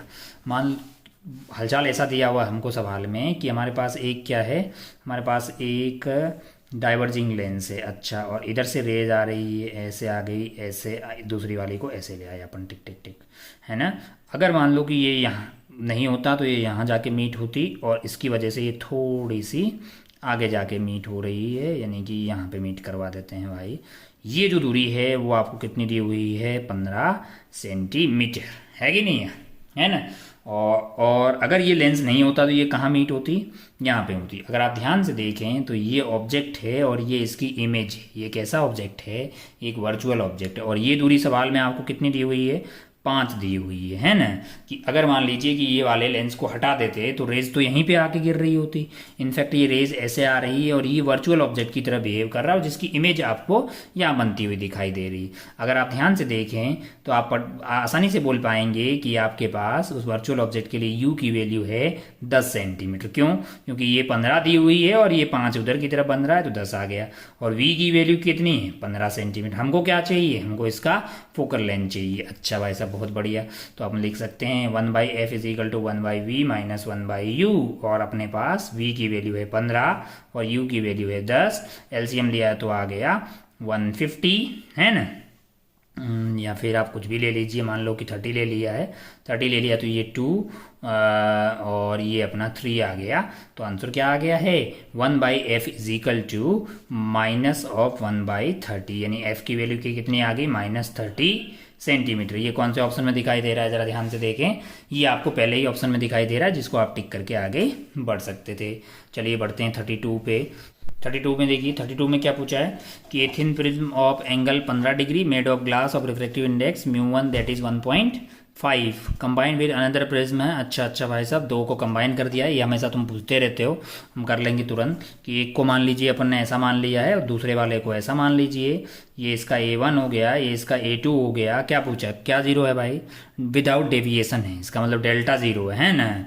इसका मतलब delta net जो है आपका पास Δ1 minus Δ2 आया तो दोनों का मैग्नीट्यूड सेम होगा। इसका मतलब Δ1 इज इक्वल टू Δ2 है। ये आपके पास A1 μ1 minus 1 that is equal to A2 μ2 minus 1। अच्छा हमको क्या चाहिए, हमको A2 चाहिए भाई। A2 चाहिए होगा तो A1 into μ1 minus 1 divided by क्या कर देंगे μ2 माइनस 1, है ना। चलिए A1 की कितना दिया हुआ है आपको 15 डिग्री दिया हुआ है। म्यू माइनस 1 करेंगे तो ये 1.5 माइनस 1 डिवाइडेड बाई 1.75 माइनस 1 आ गया। तो ऊपर की कितना हो गया है आपके पास 15 डिग्री हो गया है और ये हाफ बच गया है उधर। और ये कितना बचा है 3/4 यानी कि 0.75। तो 4 को ऊपर ले जाइए। चलिए तो ये 15 इंटू 4/3 इंटू 2 है ना। चलिए ये कट गया 5 बार और ये कट गया 2 बार। आंसर कितना हुआ है जी 10 डिग्री। कहीं दिखाई दे रहा है, ये देखिए फोर्थ ऑप्शन में दिखाई दे रहा है। टिक कीजिए और आगे बढ़ जाइए। चलिए 32 की बात आगे बढ़ते हैं। 33 पे क्या है 33 सवाल। रे of light travelling in transparent medium of reflective index mu falls on a surface separating the medium from air है। अच्छा एक मीडियम है जिसका रिफ्लेक्टिव इंडेक्स मान लीजिए कि क्या है म्यू है और दूसरी तरफ कौन है एयर है। अच्छा भाई साहब बहुत बढ़िया। Falls on a surface separating the medium of air at an angle of incidence, यानी कि यहाँ पे एंगल ऑफ इंसिडेंस अपने को क्या दिया हुआ है, 45 डिग्री दिया हुआ है। अच्छा, find the which of the following value of the mu the रे कैन अंडरगो TIR। TIR हो जाए तो मतलब कौन सा वाला म्यू है जो हो तो TIR हो सकता है। अच्छा भाई साहब, TIR होगा तो ये रे जो है ऐसे हो जाएगी और ये एंगल कितना हो जाएगा, ये जो है अपने पास जो एंगल है अपने पास जो ये वाला एंगल है अपने पास वो हो जाएगा 90 डिग्री। अच्छा, अगर वो 90 हो रहा है तो मतलब अगर अपने को ये जो है थीटा अपने को पता करना है। अच्छा, मान लीजिए कि थीटा सी अपने पास 90 डिग्री 45 डिग्री हो जाए, मान लीजिए कि थीटा सी क्या हो जाए 45 डिग्री, तो अपन जानते हैं कि sine theta C is equal to आपका क्या होता है, mu rarer upon mu denser. तो म्यू रेरर तो आपको 1 दिया हुआ, म्यू डेंसर म्यू दिया हुआ है, तो म्यू आपका क्या होगा 1 अपॉन साइन थीटा सी। अब आप ध्यान से देखें कि अगर मान लो थीटा सी की वैल्यू 45 हो तो ये वाली वैल्यू हो जाएगी 1/√2, यानी कि ये √2 यानी कि 1.414, यानी कि म्यू आपका अगर 1.414 होगा तब आपके पास थीटा जो होगा क्रिटिकल एंगल क्या हो जाएगा 45 डिग्री। अगर म्यू की ये वैल्यू हो तो थीटा सी की वैल्यू क्या होगी 45 डिग्री। अच्छा, अब अगर आप ध्यान से देखें तो आपके पास जो म्यू है बेसिकली उसको मैं क्या लिख सकता हूं 1 अपॉन साइन थीटा सी, है कि नहीं है। अब अगर थीटा सी की वैल्यू 45 डिग्री है तब आपके पास म्यू की वैल्यू ये है। आपको ये पता करना है कि म्यू की कौन सी वाली वैल्यू के लिए मतलब TIR हो जाएगा। तो अगर आप ध्यान से देखें कि भाई 1 अपॉन आपके पास साइन थीटा सी आ क्या रहा है, साइन थीटा सी आ रहा है 1 अपॉन म्यू, और म्यू की वैल्यू अगर आप 1.414 डाल रहे हैं तब थीटा सी की वैल्यू आ रही है आपके पास 45 डिग्री, है कि नहीं है। अच्छा, और अगर आपने 414 से बड़ा कुछ वैल्यू डाल दिया, 414 से भी बड़ा डाल दिया, तो ये जो भी थीटा सी आएगा क्या वो जो थीटा आएगा उसकी वैल्यू 45 डिग्री से कम हो जाएगी। अगर आपके पास यहाँ पे जो म्यू है यानी कि आपके पास जो साइन थीटा आएगा, साइन थीटा इज बेसिकली क्या है 1/म्यू है। अब आप म्यू की वैल्यू को अगर 414 से भी बड़ा डाल दोगे, अगर म्यू की वैल्यू 1.414 यानी कि √2 से भी बड़ी हो, 1.414 से भी बड़ी हो, तब आपके लिए जो थीटा सी होगा वो क्या होगा, वो लेस देन 45 डिग्री हो जाएगा, लेस देन 45 डिग्री। अगर लेस देन 45 डिग्री होगा तब तो 45 डिग्री पे TIR पक्का हो जाएगा। तो कौन सी ऐसी वाली वैल्यू है जहां पे म्यू जो है 414 से बड़ा हो, तो ऑप्शन ए में है म्यू 1.25, ये कम है, ये कम है, ये भी कम है, तो आपका आंसर हो जाएगा 1.50 जो कि 4th में है, जिसको आप टिक करके आगे बढ़ सकते थे। ये था AIPMT 2010 का सवाल। आगे बढ़ते हैं, क्वेश्चन नंबर 34, ये भी है AIPMT 2010 का ही सवाल, नहीं 2010 का ही सवाल है। आइए इसको सॉल्व करते हैं, जरा ध्यान से देखें क्या है ये सवाल। Lens having focal length f है, एक लेंस है जिसकी फोकल लेंथ क्या है f है, and aperture of diameter d है। अच्छा भाई साहब, बहुत बढ़िया, एक लेंस बना लेते हैं जिसकी फोकल लेंथ f दी है, अपर्चर डायमीटर आपको d दिया हुआ है। बोल रहा है having focal length and aperture diameter d forms image of intensity, यानी जो इमेज बन रही है उसकी इंटेंसिटी I दी हुई है।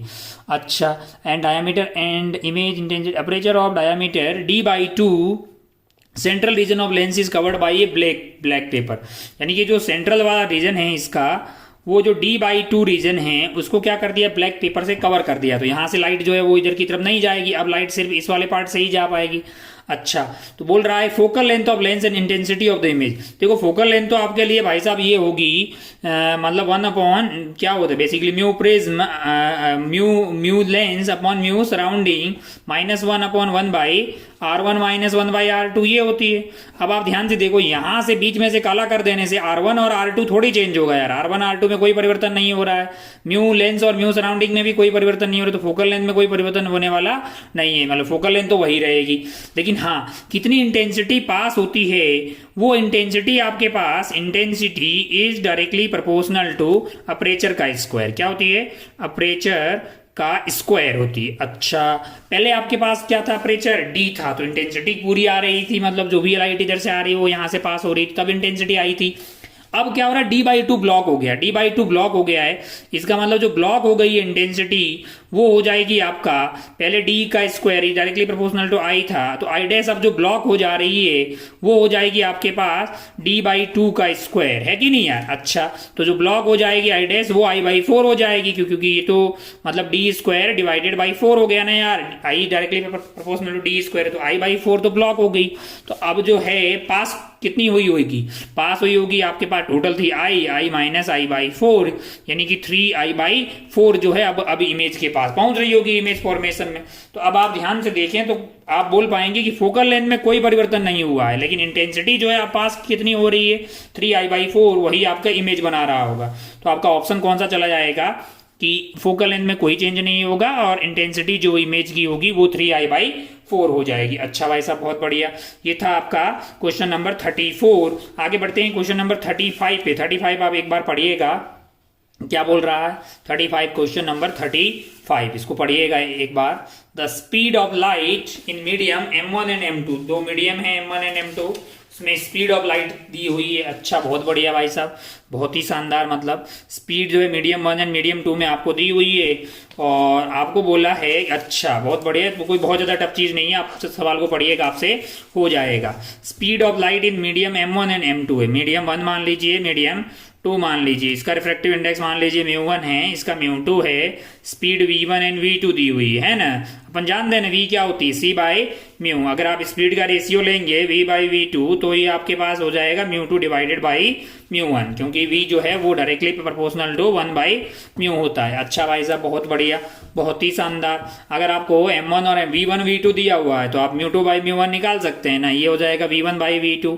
v1 आपका हो गया है 1.5 इंटू 10 की पावर 8 है, इंटू 10 की पावर 8 आ गया, और v2 कितना है 2 इंटू 10 की पावर 8 है, तो 10 की पावर 8 से ये कट गया, ये आ गया 3/4, ये आपका हो गया है μ2 डिवाइडेड बाई μ1, है कि नहीं यार। अच्छा भाई साहब, अच्छा इसमें कौन बड़ा है, μ2 बड़ा है कि μ1 बड़ा है, μ1 बड़ा है, μ1 बड़ा है μ2 से, तभी तो ये रेशियो 1 से कम आ रहा है ना यार, μ1 बड़ा है। अच्छा, तो डेंसर कौन सा हुआ है, ये वाला डेंसर हो गया है, ये वाला आपके लिए डेंसर है, और ये वाला क्या है, ये रेयरर है। अच्छा, अब बोल रहा है कि ये m1 वाले का होगा और ये m2 वाले का रिफ्रैक्टिव इंडेक्स होगा।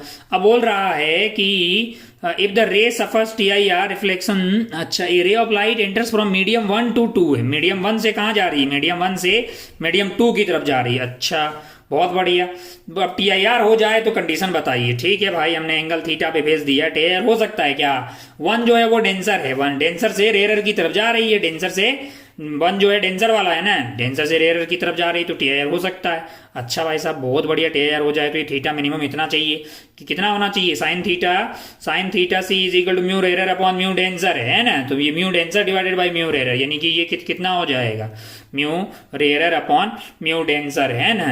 अच्छा भाई साहब, बहुत बढ़िया। तो म्यू रेयरर आपका क्या हो जाएगा, आपका m2 है, m2 वाले का हो गया μ2 डिवाइडेड बाई μ1, ये वैल्यू तो 3/4 आ रही है। इसका मतलब जो थीटा है उसकी वैल्यू आपके पास हो जाएगी साइन इनवर्स ऑफ 3/4, या फिर इससे बड़ी होनी चाहिए, है कि नहीं यार। अब ऑप्शन देखिएगा कहाँ कौन सा ऐसा ऑप्शन है, बोल रहा है इक्वल टू साइन इनवर्स 2/3, ठीक नहीं है, 2/3 ठीक नहीं है, इक्वल टू और लेस देन, नहीं रे, लेस पे TIR नहीं होगा, ज्यादा होना चाहिए, तो ऑप्शन आपका थर्ड चला जाएगा, इक्वल टू और greater than sine inverse of 3/4 है, तो यहाँ ये आपका आंसर हो गया है। आगे बढ़ते हैं 36 वाले पे, क्या बोल रहा है 36 वाला, एक बार सवाल पढ़िए। Ray of light is incident on a 60 degree prism, prism का एंगल 60 डिग्री दिया, at minimum deviation position the angle of refraction at the first face incident face of the prism is, अच्छा on a 60 degree prism, minimum deviation की condition है, और angle of prism क्या दिया हुआ है आपको, 60 डिग्री दिया हुआ है। जरा ध्यान से देखिए, अब आप ध्यान से देखिए, आपके लिए जो A है ये देखिए, ये आपको 60 डिग्री दिया हुआ है ना, रे of light is incident on a 60 degree prism at the minimum deviation position, minimum deviation वाली पोजीशन में जो आपका I होता है वो E के बराबर हो जाता है, और R1 R2 दोनों बराबर हो जाएंगे ना भाई, ये ई जो है वो आई के बराबर हो जाता है, और ये होता है आपका R1 और ये क्या होता है R2। आप जानते हैं ना कि R1 प्लस R2 क्या होता है, R1 प्लस R2 तो A होता है, लेकिन R1 और R2 मिनिमम डिवीजन की कंडीशन में बराबर हो जाते हैं, तो twice of R1 is equal to A आ जाएगा। A कितना दिया हुआ 60 डिग्री, तो R1 की वैल्यू क्या हो गई 30 डिग्री हो गई ना भाई, कहीं दिखाई दे रहा है 30 डिग्री, ये रहा 30 डिग्री, टिक कीजिए और आगे बढ़ जाइए। चलिए बहुत बढ़िया। अब आप ध्यान से देखें तो बहुत इजी सवाल है, सारे सवाल आप कर सकते हैं, बहुत आसानी से कर सकते हैं, बस कॉन्फिडेंस डेवलप करने के लिए अपन इसको देख रहे हैं कि बस तेरे से हो जाएगा, बस यही बताना आया हूं मैं। Two thin lenses of focal length f1 and f2 in contact and coaxial है, पावर ऑफ कॉम्बिनेशन पूछा है, जरा ध्यान से देखिएगा। आप 37 पे आ जाइए। 37 में क्या है कि दो थिन लेंसेज है जिनका focal length f1 and f2 है। ओहो टच में है जी। कैसे कोएक्सियल है, कैसे भी हैं अपने को वो नहीं बोला है, बस ये बोला है कि F1 एंड F2 है। अपने को क्या है, अब आप ध्यान से देखें तो 1/f इक्विवेलेंट जो होगा पावर वो 1/f 1 प्लस 1/f2 हो जाएगा, है कि नहीं यार। तो 1/f इक्विवेलेंट की वैल्यू तो हो गई आपका F1 plus F2 divided by F1 F2 हो गया, है कि नहीं यार। अच्छा आपको क्या चाहिए, पावर ऑफ कॉम्बिनेशन चाहिए ना भाई साहब, है ना। अच्छा तो पावर ऑफ कॉम्बिनेशन आपके पास क्या हो गया 1/f इक्विवेलेंट ही तो पावर हो गया ना यार, पावर जो है P1 प्लस P2 हो जाएगा, P1 प्लस P2 है, तो ये आपका F1 plus F2 divided by F1 plus F2 हो गया, है कि नहीं यार। Basically F1/f equivalent is equal to 1/f1 plus 1/f2 है, ये पावर 1 और ये पावर 2 है, एलसीएम ले लीजिए तो 1/f इक्विवेलेंट मिल गया, यही तो पावर है ना इक्विवेलेंट वाला। तो F1 F2 ऐसा कहीं ऑप्शन में दिखाई दे रहा है, जरा देखिए जरा ध्यान से, ये रहा, इसको टिक करके आप आगे बढ़ सकते थे। ये था 37, लो सब हो गया। 38 पे आइए। 38 में क्या कर रहा है, क्या हो रहा है जरा देखिए। 38 सवाल नंबर 38 पे आइए। A boy is trying to start A boy is trying to start fire by focusing sunlight on a piece of paper using equiconvex lens of focal length 10 cm। अच्छा एक लेंस है, उसका फोकल लेंथ क्या दिया हुआ 10 centimetre है। Diameter of sun is इतना है, डायमीटर इतना है सन का, बहुत बढ़िया। Mean distance from the earth surface इतना है, बहुत बढ़िया। What is the diameter of image form, कितना इमेज जो देखिए जरा, एक बालक है, एक नालायक बालक जो है वो पीस ऑफ पेपर को जलवा रहा है इक्वी कॉन्वेक्स लेंस का यूज करके। किसका लेंस यूज करके, इक्वी कॉन्वेक्स लेंस का। इसका फोकल लेंथ क्या दिया है जरा देखिए जरा ध्यान से, कितना दिया है 10 सेंटीमीटर दिया है ना। अब जरा देखिए यहाँ पे आपका सन है, मतलब जो है ये सन हो गया, देखिए जरा ध्यान से। अब इधर से रेज आ रही है, कितना दूर है ये सन, कितने दूरी दी हुई है सवाल में कि कितना दूर है जरा देखिए, बहुत दूर है। देखो ये देखो यू, ये सन है, ये ऑब्जेक्ट की तरफ बिहेव करेगा ना, यू देखिए कि कितना हो जाएगा, बहुत ज्यादा हो जाएगा। देखो u is equal to minus of 1.5 into 10 की पावर 11, मतलब ऑलमोस्ट ये मान लो कि भाई इन्फिनिटी से रेज आ रही है। तो इसकी इमेज कहाँ बनेगी, इसकी इमेज बनेगी फोकस पे, बनेगी कि नहीं बनेगी, बनेगी भाई साहब। तो v की वैल्यू तो हमको लगता है कि -10 सेंटीमीटर, यानी कि माइनस ऑफ 10 डिवाइडेड बाई 100, यानी कि माइनस ऑफ 0.1 मीटर पे बनेगी इमेज, है कि नहीं यार। ये u हो गया है, ये आपका v हो गया है। अब मतलब जो है वो इन्फिनिटी के आसपास ही मान लेना भाई, 10 की पावर 11 है तो बहुत बड़ा है, तो इन्फिनिटी मान लीजिए। अब आप ध्यान से देखें तो आपको जो है हाइट ऑफ ऑब्जेक्ट दिया हुआ, हाइट ऑफ ऑब्जेक्ट दिया हुआ है और हाइट ऑफ इमेज आपको पूछा हुआ है। अब आप ध्यान से देखें तो एक चीज जानते हैं ना, मैग्निफिकेशन। मैग्निफिकेशन क्या होता है, मैग्निफिकेशन होता है v बाई u होता है, जो कि क्या होता है height of image divided by height of object. हमको तो लगता है कि v तुमको दिया है बे, v की वैल्यू क्या हो गई है 0.1 हो गई है ना। और u की देखो v की वैल्यू जो है वो मतलब 0.1 प्लस का हो जाएगा आपका, है ना। तो ये प्लस का हो जाएगा 0.1 डिवाइडेड बाई u जो है, हमको वैसे प्लस माइनस का मतलब वैसे मैग्निफिकेशन माइनस में आएगा, मतलब इमेज जो है उल्टी बन रही होगी। खैर हमको लंबाई को पूछा है तो उल्टा बने सीधा बने उसे कोई मतलब नहीं है, चलिए कोई बात नहीं। तो आपका v हो गया है 0.1 और u की वैल्यू क्या दी हुई है 1.5 इंटू 10 की पावर 11 दी हुई है ना। अच्छा भाई साहब बहुत बढ़िया, बहुत ही शानदार। Diameter of sun is this, यानी कि आपको हाइट ऑफ इमेज पता करना है और हाइट ऑफ ऑब्जेक्ट क्या दिया हुआ है 1.39 दिया हुआ है, 1.39 इंटू 10 की पावर 9 है। आपको क्या पूछा है, अच्छा भाई साहब बहुत बढ़िया, v हो गया, u हो गया, बहुत शानदार। अब आप मतलब जो v आपका पॉजिटिव था, u नेगेटिव था, तो इन्वर्टेड इमेज बनेगी, हाइट ऑफ इमेज हो जाएगी। ये काट लीजिए, 2 बार कट जाएगा, है ना, 2 बार कट गया, मतलब 2 रह गया है। ऊपर क्या हो गया, ऊपर हो गया 0.1 इंटू 1.39, है ना।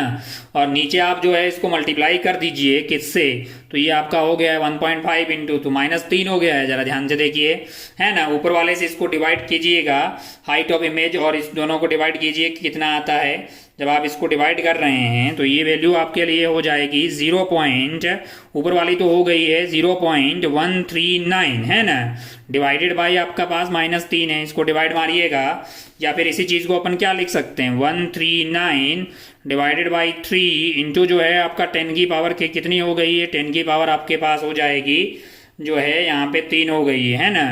तो आपके पास तो 3 तो ये हो गई है, -3 कर दीजिए उसको, और फिर उसको डिवाइड कर मार दीजिए, 3 से डिवाइड मारिए। देखिए ज़रा यहाँ पे घोटाला में मिल रहा है तुमको, यहाँ पे कैलकुलेशन में कहाँ किए हैं, ये देखो ये कर दिए हैं ना भाई, और बड़ा कांड किए हैं। देखो ये 2 से 2 थोड़ी आया था, 10 की पावर 2 आया था भाई। चलिए तो यहाँ पे थोड़ा देख लीजिए सही से, कैलकुलेशन में कुछ गड़बड़ किया होगा। देखिए हाइट ऑफ इमेज आ रहा है आपके लिए, हाइट ऑफ इमेज यहाँ से क्या आ जाएगा, ज़रा ध्यान से देखो, वो 0.1 उधर चला गया है ना, और ये 1.39 है, ये क्या है 1.39 है, डिवाइडेड बाई ये जो था आपका वो -1.5 इंटू 10 की पावर 2 थी भाई। तो आपका ये जो है कार्यक्रम जो है वो आपका हो गया है 1.39 और डिवाइडेड बाई इसको 15 कर दीजिए, और ये जो है आपके पास जो है मतलब जो है 10 की पावर 2 थी, है कि नहीं यार। तो इसको लिख दीजिए 139 डिवाइडेड बाई 15 इंटू 10 की पावर 4 है, तो ऊपर जाके 10 की पावर -4 आ जाएगी, है ना। तो इसको जब डिवाइड करेंगे 139 से तो हाँ तो 150 9 बार जाएगा, तो हाँ तो बिल्कुल जो है 9 पॉइंट समथिंग आएगा। ऐसा कहीं ऑप्शन है क्या, देखिए जरा ऑप्शन देखिए 9 पॉइंट समथिंग है, तो सॉल्व कर डालिए भाई। तो इसका आंसर जो है सॉल्व करने पे आ रहा होगा 9.2 इंटू 10 की पावर -4 मीटर। तो कौन सा ऑप्शन हो जाएगा, सेकंड वाला ऑप्शन हो जाएगा, ठीक है ना। तो ये कोई बहुत टफ सवाल नहीं था। अब इमेज को फोकस पे काहे मान लिया है, इन्फिनिटी से इन्फिनिटी मान लीजिए, इतना दूर से आ रहा है रेस तो इन्फिनिटी ही मानते हैं अपन, है ना। चलिए भाई सब 39 पे पढ़िए, 39 पे पढ़िए। अब देखते हैं 39 में क्या है। 39 देखिए जरा ध्यान से, 39 सवाल देखिएगा। 39 the frequency of light wave in a material is this, wavelength is this, refractive index पूछा। देखिए जरा ध्यान से देखिए, आपको बोला है the frequency of light wave in material is this, मतलब फ्रीक्वेंसी दिया हुआ कि कितना दिया हुआ है 2 इंटू 10 की पावर 14 हर्ट्ज दिया है ना, और लेमडा आपको दिया हुआ है 5000 एंगस्ट्रॉन में दिया है। बहुत बढ़िया, रिफ्रैक्टिव इंडेक्स पूछा है। अच्छा भाई साहब, अच्छा एफ होता क्या है, मैंने कहा वी बाई लेमडा लिख सकते हैं, एफ को अपन वी बाई लेमडा लिख लें, मैंने कहा बिल्कुल लिखा जा सकता है। अच्छा वी अगर यहाँ से ढूंढें तो क्या होगा कि वो तो एफ इंटू लेमडा हो जाएगा। कितना एफ दिया है, मैंने कहा 2 इंटू 10 की पावर 14 दिया, और लेमडा दिया हुआ है 5000, एंगस्ट्रॉन दिया है तो 10 की पावर -10 आ जाएगी, क्या बोलते हो, है ना। तो देखो -10 से ये कट गया 4, है ना, तो बच गया है 4 और 3 जोड़ दीजिए 7 हो गया है, 7 हो गया, और ये अपना हो गया है 5 दूध 10, है ना। तो 10 इंटू 10 की पावर 7, तो ये तो भाई मतलब 1 इंटू 10 की पावर 8 हो गया, क्या बोलते हो। अच्छा वी मिल गया ना। अरे तो वी को तो सी बाई म्यू भी तो लिखा जा सकता है ना बे, mu is equal to C by V हो जाएगा। 3 इंटू 10 की पावर 8 को जब आप 1 इंटू 10 की पावर 8 से डिवाइड करोगे तो 3 आ जाएगा। उल्ला ला ला ला ला, अबे यही तो म्यू होगा ना, 3 कहीं दिखाई दे रहा है। अरे वो एफ और लेमडा दिया है ताकि तुम वी निकाल दो, और फिर वी को स्टाइल मार के क्या लिख दोगे, सी बाई म्यू लिख दोगे, अपन जानते हैं ना किसी भी मीडियम में। तो अब जरा ध्यान से देखिए, आगे वाले पे चलिए, हमारा पेज वेज सब भर गया है। देखिए कितना आसान सवाल है, गोली की रफ्तार से कर सकते हो। देखिएगा, बस जस्ट आपको कॉन्फिडेंस डेवलप करने के लिए बता रहे हैं ना। चलिए 40 पे आ जाइए।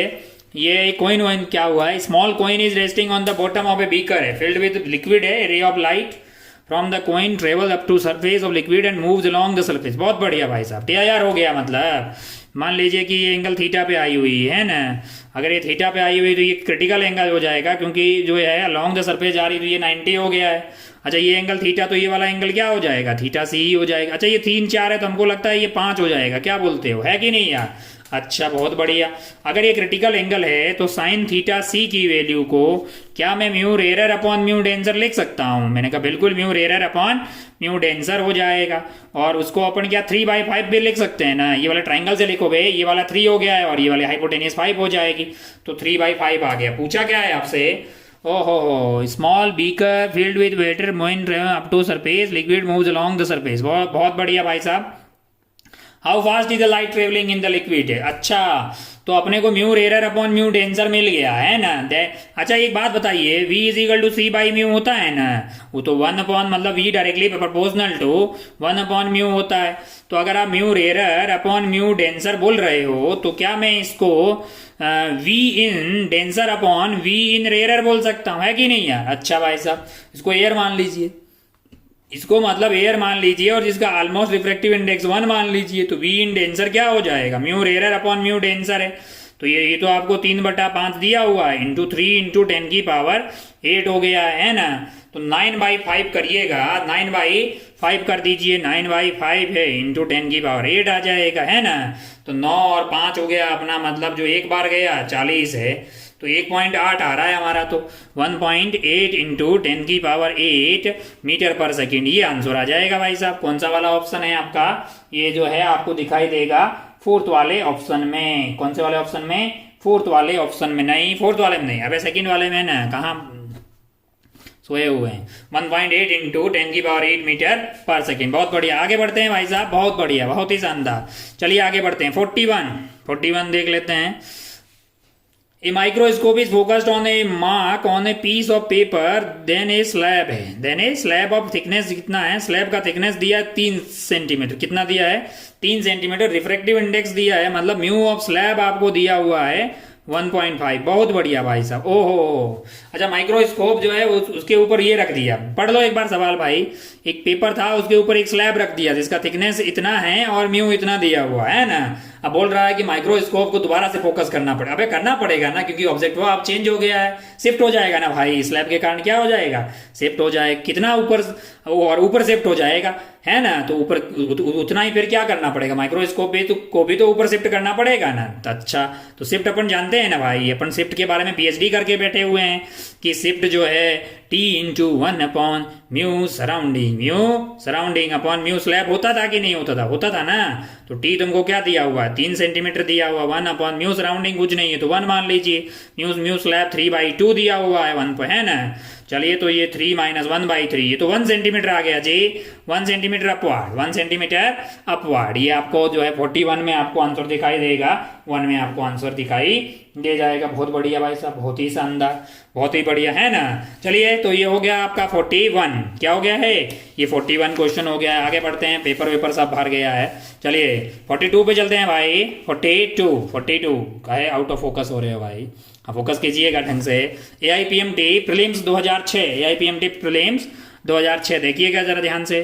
कॉन्वेक्स लेंस एंड कॉन्केव, अच्छा एक कॉन्वेक्स लेंस है और एक कॉन्केव लेंस है, having focal same focal length. अच्छा एक ऐसा है और एक ऐसा है, बहुत बढ़िया भाई साहब। एक का फोकल लेंथ आपको दिया हुआ है 25 सेंटीमीटर, पॉजिटिव 25 सेंटीमीटर, और एक का हमको लगता है कि माइनस 25 सेंटीमीटर दिया है, क्या बोलते हो, है ना। क्योंकि एक कॉन्वेक्स है और एक कॉन्केव, कॉन्टेक्ट में रखा है। पावर बोल रहा है भाई, कितना आथू किस्म का सवाल है। देखिए जरा, पी इक्विवेलेंट कितना होता है, P1 प्लस P2 अगर कॉन्टेक्ट में रखा हुआ है ना। तो अगर आप ध्यान से देखें तो P इक्विवेलेंट आपके लिए 1/25 हो गया पॉजिटिव का, प्लस 1 अपॉन माइनस का 25। देखिए जरा पावर क्या हो गया, 0 हो गया है ना। अच्छा आपको पावर जो है वो आपका पावर 0 आ गया है, इन्फिनिट। अच्छा पावर इक्विवेलेंट क्या होता है, 1 अपॉन मतलब जो है पावर इक्विवेलेंट 0 होने का मतलब क्या है, एफ इक्विवेलेंट आपके पास इन्फिनिटी आ गया, क्या आ गया है, इन्फिनिटी आ गया। लेकिन आपको क्या पूछा है, पावर इन द डायोप्टर है, तो 0 हो गई भाई। बहुत बढ़िया, तो कितने सवाल हो गए हैं, 42 हो गए हैं। मतलब ये सन 2006 से लेके अभी तक के टोटल, मतलब सन 2006 से लेके लास्ट ईयर के उड़ीसा के एग्जाम तक सब कुछ अपन देख चुके हैं। इसके अलावा भी सवाल है, खूब सारे सवाल है जो कि इससे पहले भी आए हुए हैं ना, पहले आए हुए हैं, मतलब 43, 44 हमने जो PDF दिया है उसमें और भी सवाल है आपके पास, 43, 44, हमको लगता है अप टू 80 के आसपास सवाल है। तो ये बहुत इजी टाइप के सवाल हैं, आप लोग मतलब सॉल्व करें इनको पूरा, ठीक है। अप टू 2006 तक के सवालों के हमने सॉल्यूशन डिस्कस किए हैं। कुल मिला के मतलब सॉल्यूशन डिस्कस करने का एक ही मतलब था हमारा, क्या मतलब था, ये प्रूव करने का भाई साहब कि आप कर सकते हैं, मतलब आप कर सकते हैं, मतलब साहब बहुत इजी है भाई। हमारा एक ही मतलब था कि इजी है और आप कर सकते हैं। आपको क्या करना है, आपको अपने नोट्स जो हैं वो मतलब बना रखे हैं आपने, जो आपने होमवर्क कर रखा है उसमें जो इंपॉर्टेंट क्वेश्चन मार्क कर रखे हैं उनको ध्यान रखिए, रिवीजन के टाइम उनको देखना है। प्लस आपके जो हैंड बुक है या फिर आपके जो शॉर्ट नोट्स है, कौन से वाले शॉर्ट नोट जो आपने बनाए हैं ना भाई साहब, बहुत ज़्यादा इंपॉर्टेंट है, बहुत ही ज़्यादा, मतलब उनकी बत्ती आप लगाते रहिए, तो आपका मतलब जो है दिल गार्डन गार्डन रहेगा, सब हो जाएगा। आप जानते हैं ना जी, सारे सवाल देखिएगा कितने फोकट सवाल है, तुरंत तुरंत आपने सॉल्व कर डाले। आपके लिए कोई टफ सवाल है क्या? ये सब बातें करना आपके लिए कोई टफ चीज नहीं है ना? तो चलिए फिर खेला को खत्म करते हैं। सन 2006 से लेके मतलब 2019 तक के अपने सारे सवाल की सॉल्यूशन की बातें की है, उसके बाकी वाले सवाल भी आप सॉल्व कर सकते हैं। तो इससे कुल मिला के मतलब आपको ये समझ में आ गया कि भाई साहब बहुत ईजी है सब कुछ, है ना? हताश परेशान निराश होने की कतई जरूरत नहीं है। ठीक है, चलिए जय हिंद, जय भारत, टेक केयर, बाय।